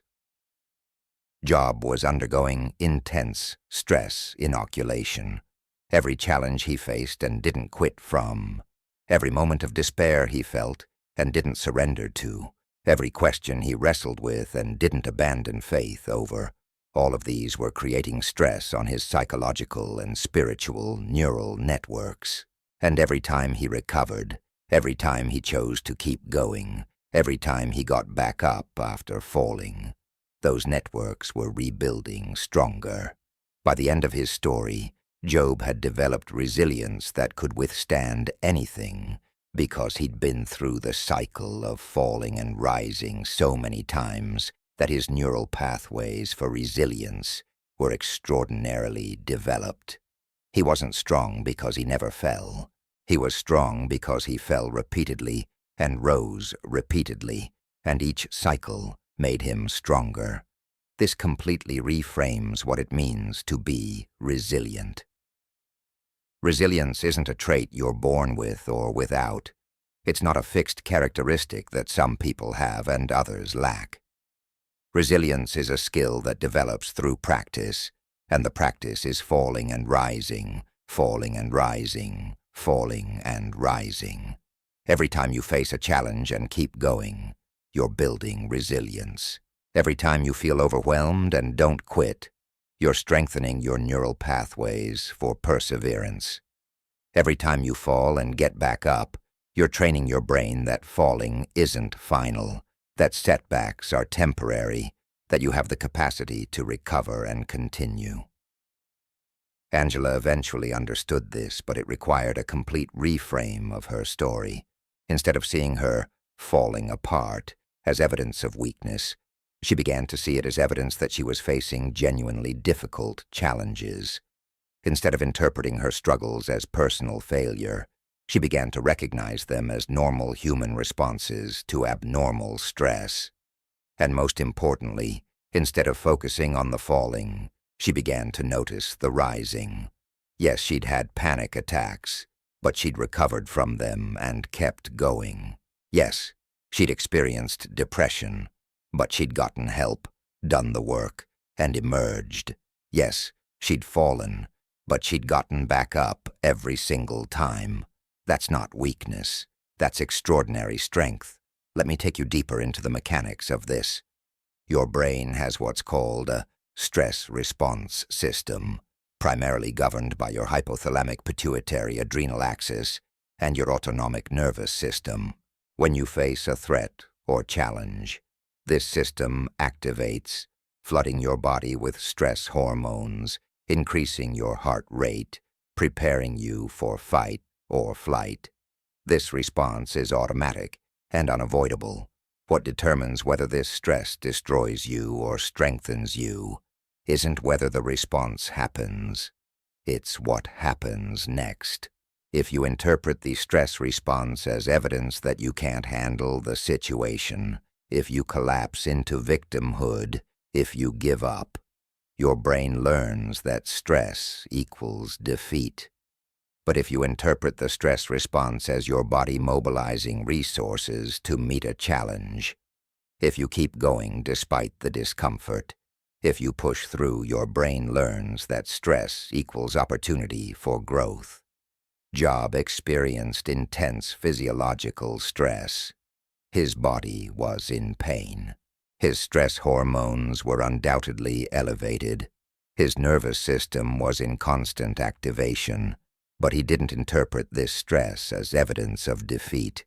He didn't let the physiological response convince him to give up. He felt the stress, acknowledged it, sat with it, and kept choosing faith, kept choosing integrity, kept choosing to get up each day and face another day of difficulty. And every time he did this, he was training his brain that stress is survivable, that challenges are temporary, that he had the capacity to endure and eventually overcome. This is the practice of building mental strength. You don't avoid stress. You engage stress consciously. You don't try to never fall. You practice rising. You don't aim for a life without challenges. You develop the capacity to meet challenges effectively. Angela began applying this principle practically.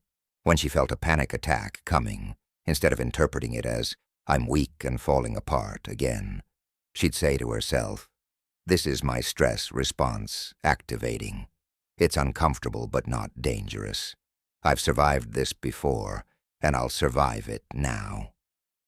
This simple reframe changed everything, because it moved her from "I'm failing" to "I'm facing a challenge and managing it." The concept of anti-fragility, developed by Nassim Taleb, perfectly describes what Job was becoming. Most things in life are either fragile, they break under stress, or are robust, they resist stress without breaking. But some rare things are anti-fragile. They actually get stronger under stress. Muscles are anti-fragile. Immune systems are anti-fragile. And consciousness, when properly developed, is anti-fragile. Job wasn't just resisting the stress of his circumstances.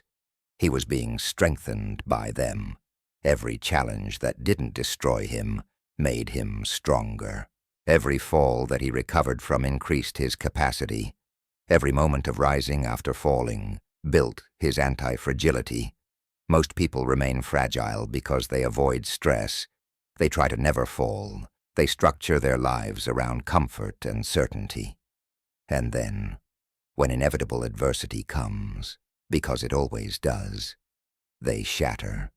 They have no resilience because they've never built it.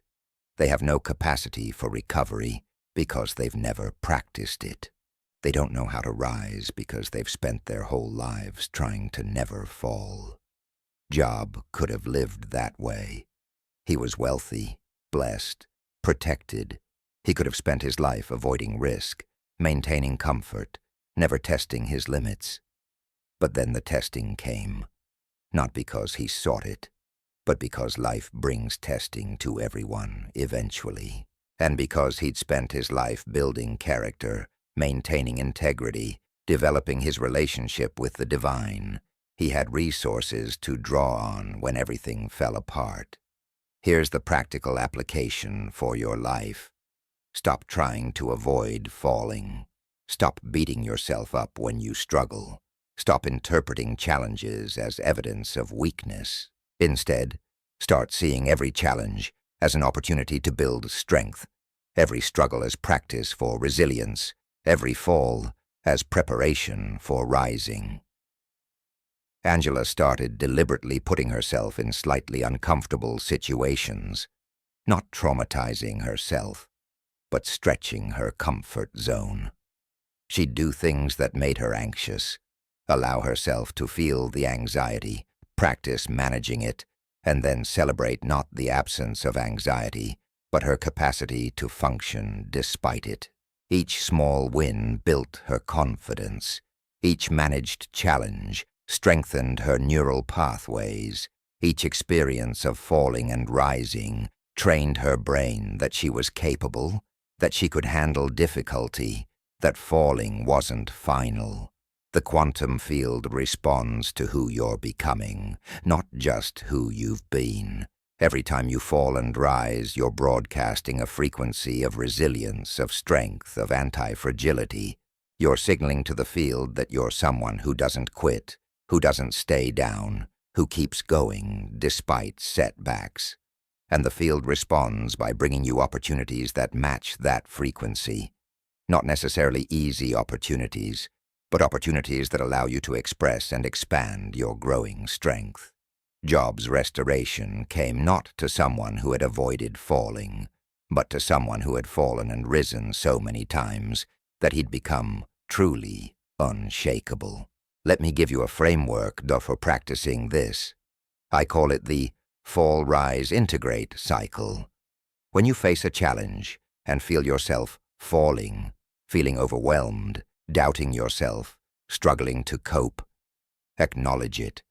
Don't pretend you're not falling. Don't spiritually bypass the difficulty. Fall consciously. Feel what you're feeling. Then activate your choice to rise. This doesn't mean you immediately feel better or the problem instantly resolves. Rising means you choose to keep going, to take the next small step, to not give up. You might still feel terrible, but you're moving forward anyway. Finally, integrate. After you've moved through the challenge, reflect on what you learned, what strength you demonstrated, what capacity you proved you have. This integration is crucial because it's what builds the neural pathways that make you stronger for next time. Job went through this cycle repeatedly. He fell into despair, into questioning, into anguish. He didn't pretend these feelings weren't happening. But then he'd rise, sometimes just by making it through another day, sometimes by declaring his faith again, sometimes by standing up to his friends' accusations. And throughout the process, he was integrating, learning, discovering who he was at his core, what his faith was really made of, what his character could withstand. By the end, he wasn't the same Job who had started. He was Job transformed through countless cycles of falling and rising, each cycle building more strength, more resilience, more unshakable faith. Angela told me about a turning point in her journey. She was facing another crisis, this time a job loss that threatened her financial stability. Her old pattern would have been to interpret this as evidence that she was cursed, weak, incapable of handling life. But instead she found herself thinking, "Okay, I'm falling. I feel scared and overwhelmed, but I've fallen before, and I've gotten back up before. I know how to do this now. This isn't proof that I'm weak. This is another opportunity to prove I'm strong." And she was right. She fell. She processed. She rose. She found a new job that was actually better aligned with her values. But more importantly, she proved to herself one more time that falling isn't final, that she has the capacity to rise, that each cycle makes her stronger. The most powerful realization about resilience is this: you don't build it by avoiding challenges. You build it by facing challenges and not quitting. You don't develop it by never falling. You develop it by falling and rising, again and again and again. Every person you admire for their strength, every person you look at and think, they're so resilient, didn't get that way by having an easy life. They got that way by having a difficult life and refusing to stay down. They got that way by falling repeatedly and rising repeatedly until rising became their default response, until resilience became their character, until strength became their identity. Job is remembered not because he never fell, but because he kept rising. Not because he never struggled, but because he never quit struggling. Not because he never questioned, but because he never abandoned faith despite his questions. His strength wasn't in the absence of weakness. It was in the presence of choice. The choice to get up. The choice to keep going. The choice to maintain integrity even when it would be easier to abandon it. The choice to trust even when evidence suggested betrayal. These choices, made repeatedly in the face of overwhelming adversity, built resilience that became legendary, faith that became unshakable, strength that could withstand anything. As you close your eyes tonight, I want you to review your own story with new eyes. Look at all the times you think you fell apart, and notice what you're missing. You got back up. Look at all the times you struggled, and recognize what you're overlooking. You kept going. Look at all the moments you felt weak, and see what you're not acknowledging. You survived. You persevered. You're still here. Every challenge you've faced and not quit from has made you stronger. Every time you've fallen and risen has built your resilience. Every moment you felt like giving up and chosen to continue has strengthened your neural pathways for perseverance. You're not weak because you've fallen. You're strong because you've risen. You're not fragile because you've struggled. You're anti-fragile because struggle has made you stronger. Like Job, you're being refined through every challenge, strengthened through every setback, transformed through every cycle of falling and rising. Your strength isn't measured by how many times you've avoided falling. It's measured by how many times you've gotten back up. And you're still here, still going, still rising after every fall. That's not weakness. That's the definition of unshakable strength. Tomorrow, when you face challenges, because you will, don't interpret struggle as evidence of failure. Interpret it as opportunity for growth. Don't see falling as proof of weakness. See it as practice for rising. Don't wish for a life without difficulty. Celebrate that you're building strength through difficulty. You're not just surviving your challenges. You're being forged by them into someone capable of handling anything life brings. This is Job's path. This is your path. Keep rising. Keep building. Keep strengthening. You're becoming unshakable, one fall and one rise at a time. Chapter 10. You are unshakable. Integrating the lessons of Job. Living with unshakable faith in the real world. You've journeyed through Job's story with me, and now we arrive at the moment where everything comes together. Not the moment where you understand Job's story intellectually. You probably already did that. But the moment where you recognize Job's story as your story. Where you see that every lesson he learned is a lesson you're learning. Where you realize that his transformation isn't ancient history, but current reality happening in your consciousness right now. Job's story ends with restoration, but your story doesn't end. It continues from this moment forward with a choice. Will you live as someone who now knows they're unshakable, or will you continue to act as though circumstances determine your reality? This final chapter isn't about adding more information.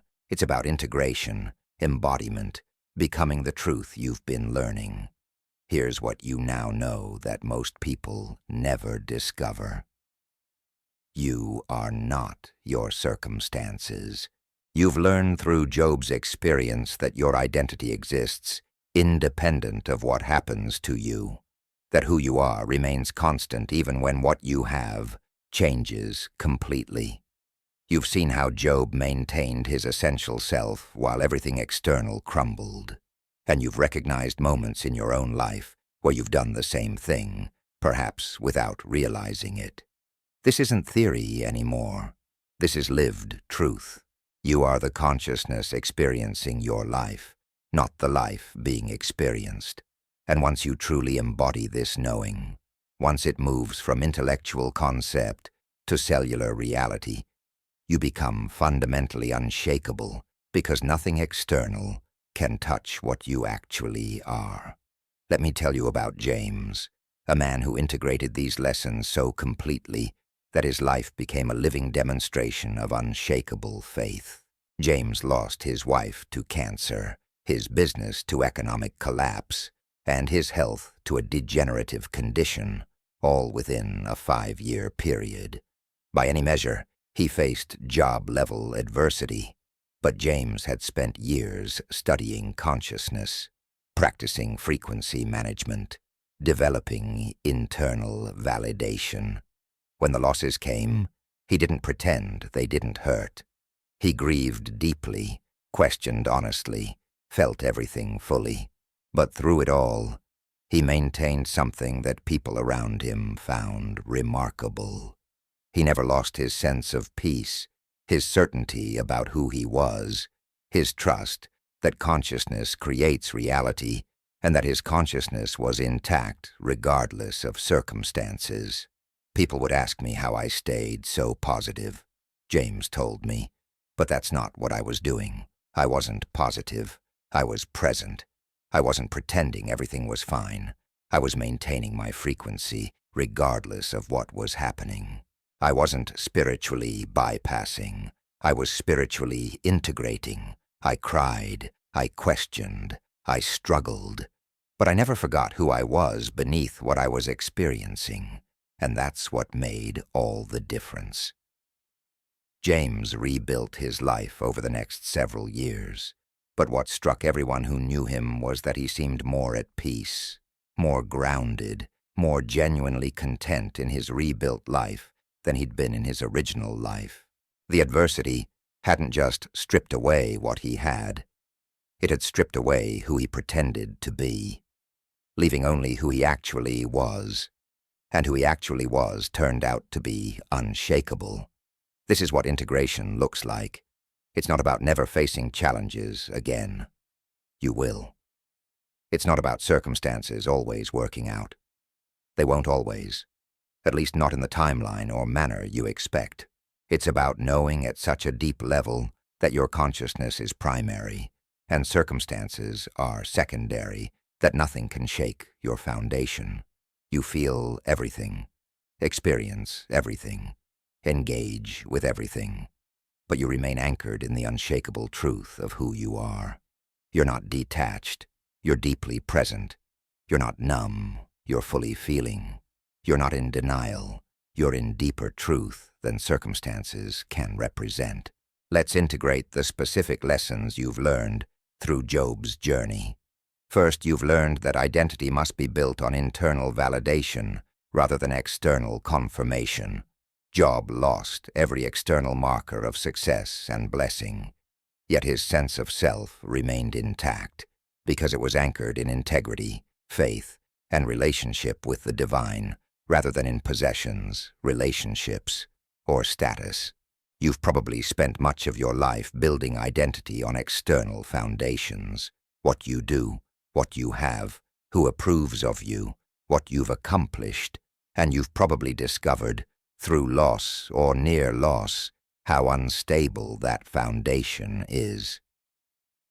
The integration isn't to reject external achievements. It's to enjoy them without depending on them, to appreciate them without identifying with them, to engage with the external world while remaining rooted in internal truth. Practice this daily. Before you check your phone, before you engage with external feedback, before you let the world tell you who you are today, spend time connecting with who you know yourself to be, independent of any external validation. Job did this by maintaining his morning practice of blessing despite his circumstances. You do this by whatever practice reminds you that you are consciousness first, circumstances second. It might be meditation, prayer, journaling, or simply sitting in silence. The specific practice matters less than the consistent reminder. You are the awareness witnessing your life, not the temporary content of your life. Second, you've learned the quantum physics of frequency maintenance. Job maintained a high frequency despite low circumstances, and that frequency ultimately created the conditions for exponential restoration. You've seen how your consciousness broadcasts an electromagnetic signal that the quantum field responds to, how your thoughts combined with emotions create the reality you experience, how maintaining your frequency during the storm determines what emerges after the storm. This isn't about toxic positivity or pretending pain doesn't exist. It's about feeling your emotions without making them your identity, processing your circumstances without making them your frequency, acknowledging reality while broadcasting possibility. Practice this moment by moment. When circumstances trigger a drop in your frequency, fear, anxiety, anger, despair, feel the emotion without identifying as the emotion. Say to yourself, I'm experiencing fear right now, not I am afraid. Then consciously choose your frequency, not by denying the fear, but by anchoring in something deeper. Job felt despair but anchored in faith. You might feel uncertainty but anchor in trust. You might experience loss, but anchor in knowing that consciousness creates and can create again. You're not overriding your human experience. You're adding the dimension of conscious frequency choice to your human experience. Third, you've learned the necessity of protecting your mental sovereignty against limiting opinions. Job faced friends who tried to convince him his suffering proved his guilt. A wife who suggested abandoning his integrity, voices that attempted to define his experience according to their limited understanding. You face similar voices, maybe external, definitely internal. The voice that says you're not enough, that you can't handle this, that you should just give up, that your dreams are unrealistic, that your circumstances define your worth. These voices are attempting to install limiting programs in your consciousness, and you've learned that you have the right and responsibility to reject programs that don't serve your highest becoming. Practice this ruthlessly. When a limiting belief arises, whether from someone else or from your own conditioned thinking, examine it. Where did this belief come from? Is it actually true, or just familiar? Does it empower me or diminish me? Does it align with who I'm becoming or who I've been? You don't have to accept every thought that enters your mind or every opinion that someone offers. You're the guardian of your consciousness, and that means you get to choose what programs run in your mental operating system. Job chose to maintain his self-knowledge over others' interpretations. You choose to maintain your truth over limiting narratives. Fourth, you've learned the distinction between processing emotion and identifying with emotion. Job lamented deeply, but never crossed into permanent victimhood. He felt everything but didn't become everything he felt. You've discovered that strength isn't suppressing emotion. It's allowing emotion to move through you without making it your identity. This is perhaps the most sophisticated psychological skill you can develop, and it requires constant practice because your brain's default is to identify with whatever you're feeling most strongly. Practice this with every emotion. Name what you're feeling. Right now I'm feeling grief, located in your body. I feel it as heaviness in my chest. Allow it to be there without needing to change it. Breathe into it, and beneath the emotion, remember the part of you that is observing the emotion, that exists before the emotion arose and will exist after it passes. This is the unshakable you, not the you that never feels, but the you that can hold all feeling without being consumed by any feeling. Job knew this. Now you know it too. Fifth, you've learned that divine silence isn't abandonment, but invitation to deeper maturity. Job experienced prolonged periods without answers, without felt presence, without confirmation, and in that silence, he discovered a faith that didn't depend on constant confirmation, a trust that existed independent of evidence, a relationship with the divine that matured from transactional to transformational. You've probably experienced your own periods of silence, times when prayers seemed unanswered, when guidance wasn't clear, when you felt alone in your struggle. The integration isn't to interpret silence as punishment, but to recognize it as the space where dependency transforms into autonomy, where faith, based on feelings, transforms into faith based on being. Practice this in uncertainty. When you don't know what to do, when answers aren't coming, when clarity is absent, resist the urge to frantically seek external confirmation. Sit in the not knowing. Trust that the silence is working on you at levels you can't perceive. Job didn't receive answers, but he received transformation. You might not get the guidance you're seeking, but you're getting the growth you need. The silence is teaching you to trust your internal knowing, to access your own wisdom, to recognize that you're more connected to Source than you realized. This is maturation, not abandonment. Sixth, you've learned that questioning and faith can coexist. Job interrogated God boldly while maintaining unwavering trust. He demonstrated that mature spirituality includes intellectual engagement, that faith doesn't require suppressing doubt, that you can challenge everything while remaining anchored in something. You've probably been taught that doubt is the enemy of faith, that questioning indicates weakness, that spiritual people accept without examining. But you've discovered through Job's model that the opposite is true. Faith that can't withstand questioning isn't mature faith. Belief that requires suppressing doubt is fragile belief. Spirituality that demands you check your intelligence at the door isn't genuine spirituality.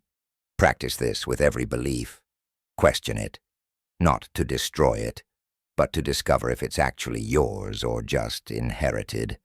Not to become cynical, but to become conscious. Not to lose faith, but to find faith that's genuinely yours rather than borrowed from others. Job's questions deepened his relationship with the divine. Your questions can deepen your relationship with truth. Don't be afraid to interrogate what you believe. Real truth can handle scrutiny. False beliefs crumble under examination, and that's good. You want to clear out what's false, so what's real can become apparent. Seventh, you've learned that restoration doesn't return you to baseline. It multiplies you to new levels. Job received double what he lost because his consciousness had expanded to match exponential abundance. You've seen how transformation through adversity doesn't just prepare you to recover. It prepares you to quantum leap into possibilities you couldn't have accessed without going through the fire. Your losses weren't just losses. They were clearings. Your breakdowns weren't just destruction. They were deconstruction of limitations. Your suffering wasn't just pain. It was purification of your frequency. Practice this with expectation. Don't just hope to get back to where you were. Expect to exceed where you were. Don't just aim to recover. Aim to multiply. Don't settle for restoration to baseline. Demand restoration to elevated levels. This isn't entitlement. It's understanding how consciousness works. You're not the same person who experienced the loss. You've been transformed.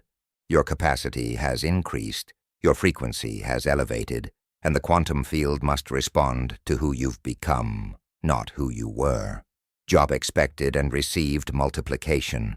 You can expect and receive the same.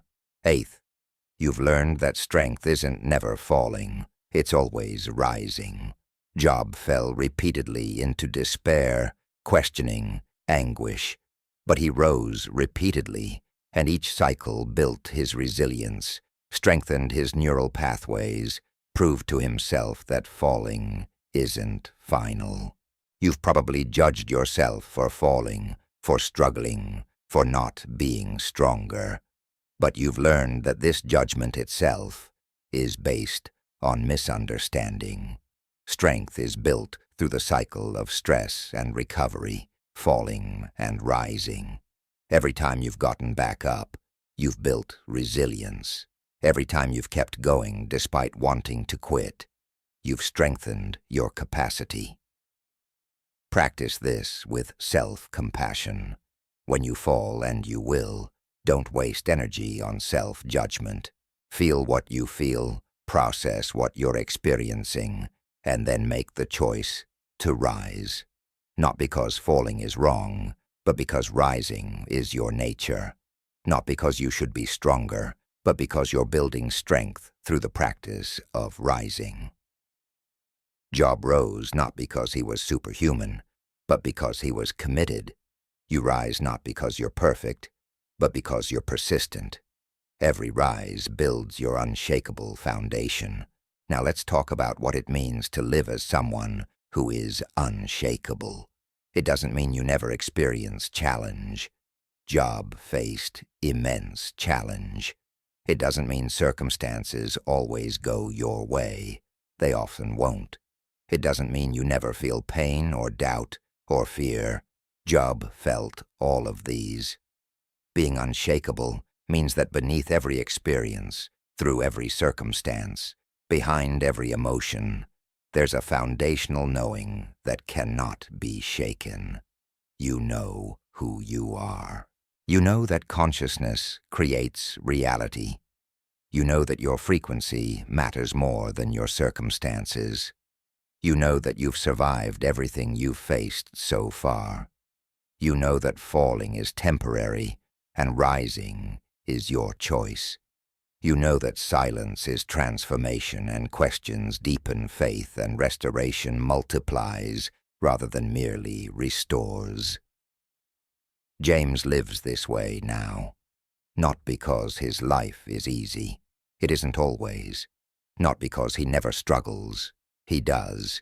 But because he's internalized these lessons so completely that they've become his default operating system.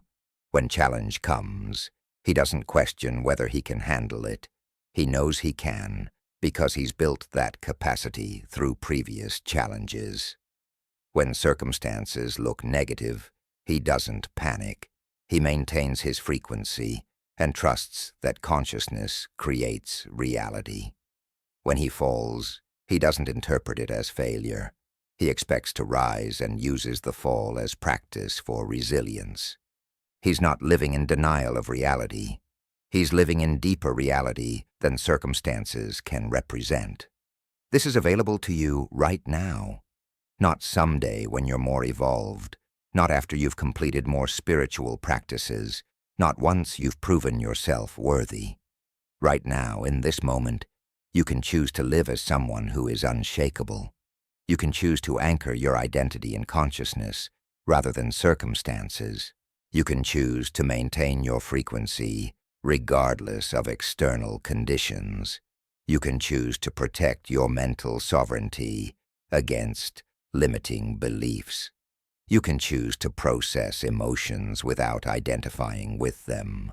You can choose to trust during silence. You can choose to question while maintaining faith. You can choose to expect multiplication rather than mere restoration. You can choose to rise every time you fall. These aren't aspirational concepts. These are practical choices you make moment by moment, decision by decision, thought by thought. Job made these choices in the midst of unimaginable suffering. You make these choices in the midst of your own challenges. His challenges were different from yours, but the consciousness principles are identical. He maintained faith. You maintain faith. He protected his frequency. You protect your frequency. He refused limiting narratives. You refuse limiting narratives. He processed pain without becoming pain. You process pain without becoming pain. He rose repeatedly. You rise repeatedly. He became unshakable. You are unshakable. As you prepare for sleep tonight, let this truth settle into the deepest parts of your being. You are not seeking to become unshakable. You are remembering that you always have been. Every challenge you've survived proved it. Every time you've risen after falling demonstrated it. Every moment you've maintained your integrity under pressure confirmed it. The adversity didn't give you strength. It revealed the strength that was always there. The testing didn't create your resilience. It uncovered the resilience that's your essential nature. The transformation didn't make you unshakable. It removed everything that obscured your unshakable essence. Job's story isn't just his story. It's your story. It's humanity's story. It's the story of consciousness discovering that it cannot be shaken by circumstances because consciousness creates circumstances. It's the story of the eternal encountering the temporary and recognizing that the eternal is what you are, while the temporary is what you're experiencing. It's the story of falling and rising,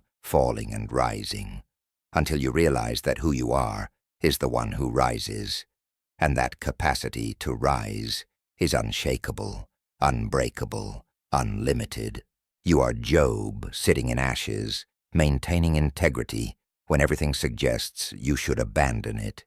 You are Job questioning boldly while trusting deeply. You are Job feeling everything while remaining anchored in something beyond feeling. You are Job waiting in silence while transformation happens beneath the surface. You are Job rising after falling, again and again and again. You are Job receiving restoration that multiplies rather than merely returns. You are Job discovering that consciousness, your consciousness, is the unshakable foundation beneath every shakeable circumstance. Tomorrow you'll face challenges. Some will be small, some might be significant. Circumstances will change. Emotions will arise. Voices will offer limiting narratives. Uncertainty will sometimes cloud your vision. This is all normal. This is life. What's different now is that you know, truly know, that none of it can shake your foundation. You maintain your frequency. You protect your consciousness. You process without identifying. You trust during silence. You question while believing. You expect multiplication. You rise after every fall, not because you're trying to be spiritual, but because you've integrated the truth of who you actually are. You are consciousness experiencing circumstances, not circumstances defining consciousness. You are the eternal playing in the temporary, not the temporary determining the eternal. You are the unshakable foundation beneath every shakeable experience. This isn't what you're trying to become. This is what you're remembering you've always been. Job's journey revealed this truth to him. Your journey is revealing this truth to you. The revelation isn't complete. It continues every day, every moment, every choice. But it has begun, and what has begun cannot be stopped because it's not about achieving something external. It's about recognizing something internal, something that was always true, something that circumstances can never touch. You are unshakable, not because nothing shakes you, but because what you actually are cannot be shaken. Not because you never fall, but because you always rise. Not because you never doubt, but because your faith includes your questions. Not because you never struggle, but because struggle builds your strength. Not because circumstances always work out, but because your consciousness remains intact, regardless of circumstances. This is Job's final lesson, and it's becoming your lived reality. Welcome home to your unshakable self. Everything you've been through was preparing you to recognize what was always true. You cannot be broken because consciousness cannot be broken. You cannot be defeated because your essence is eternal. You cannot be diminished because you are infinite awareness temporarily experiencing finite circumstances. You are, have always been, and will always be unshakable. Now you know it. Now you live it. Now you are it. This is your truth. This is your power. This is who you are. Unshakable. Always. In all ways. Forever.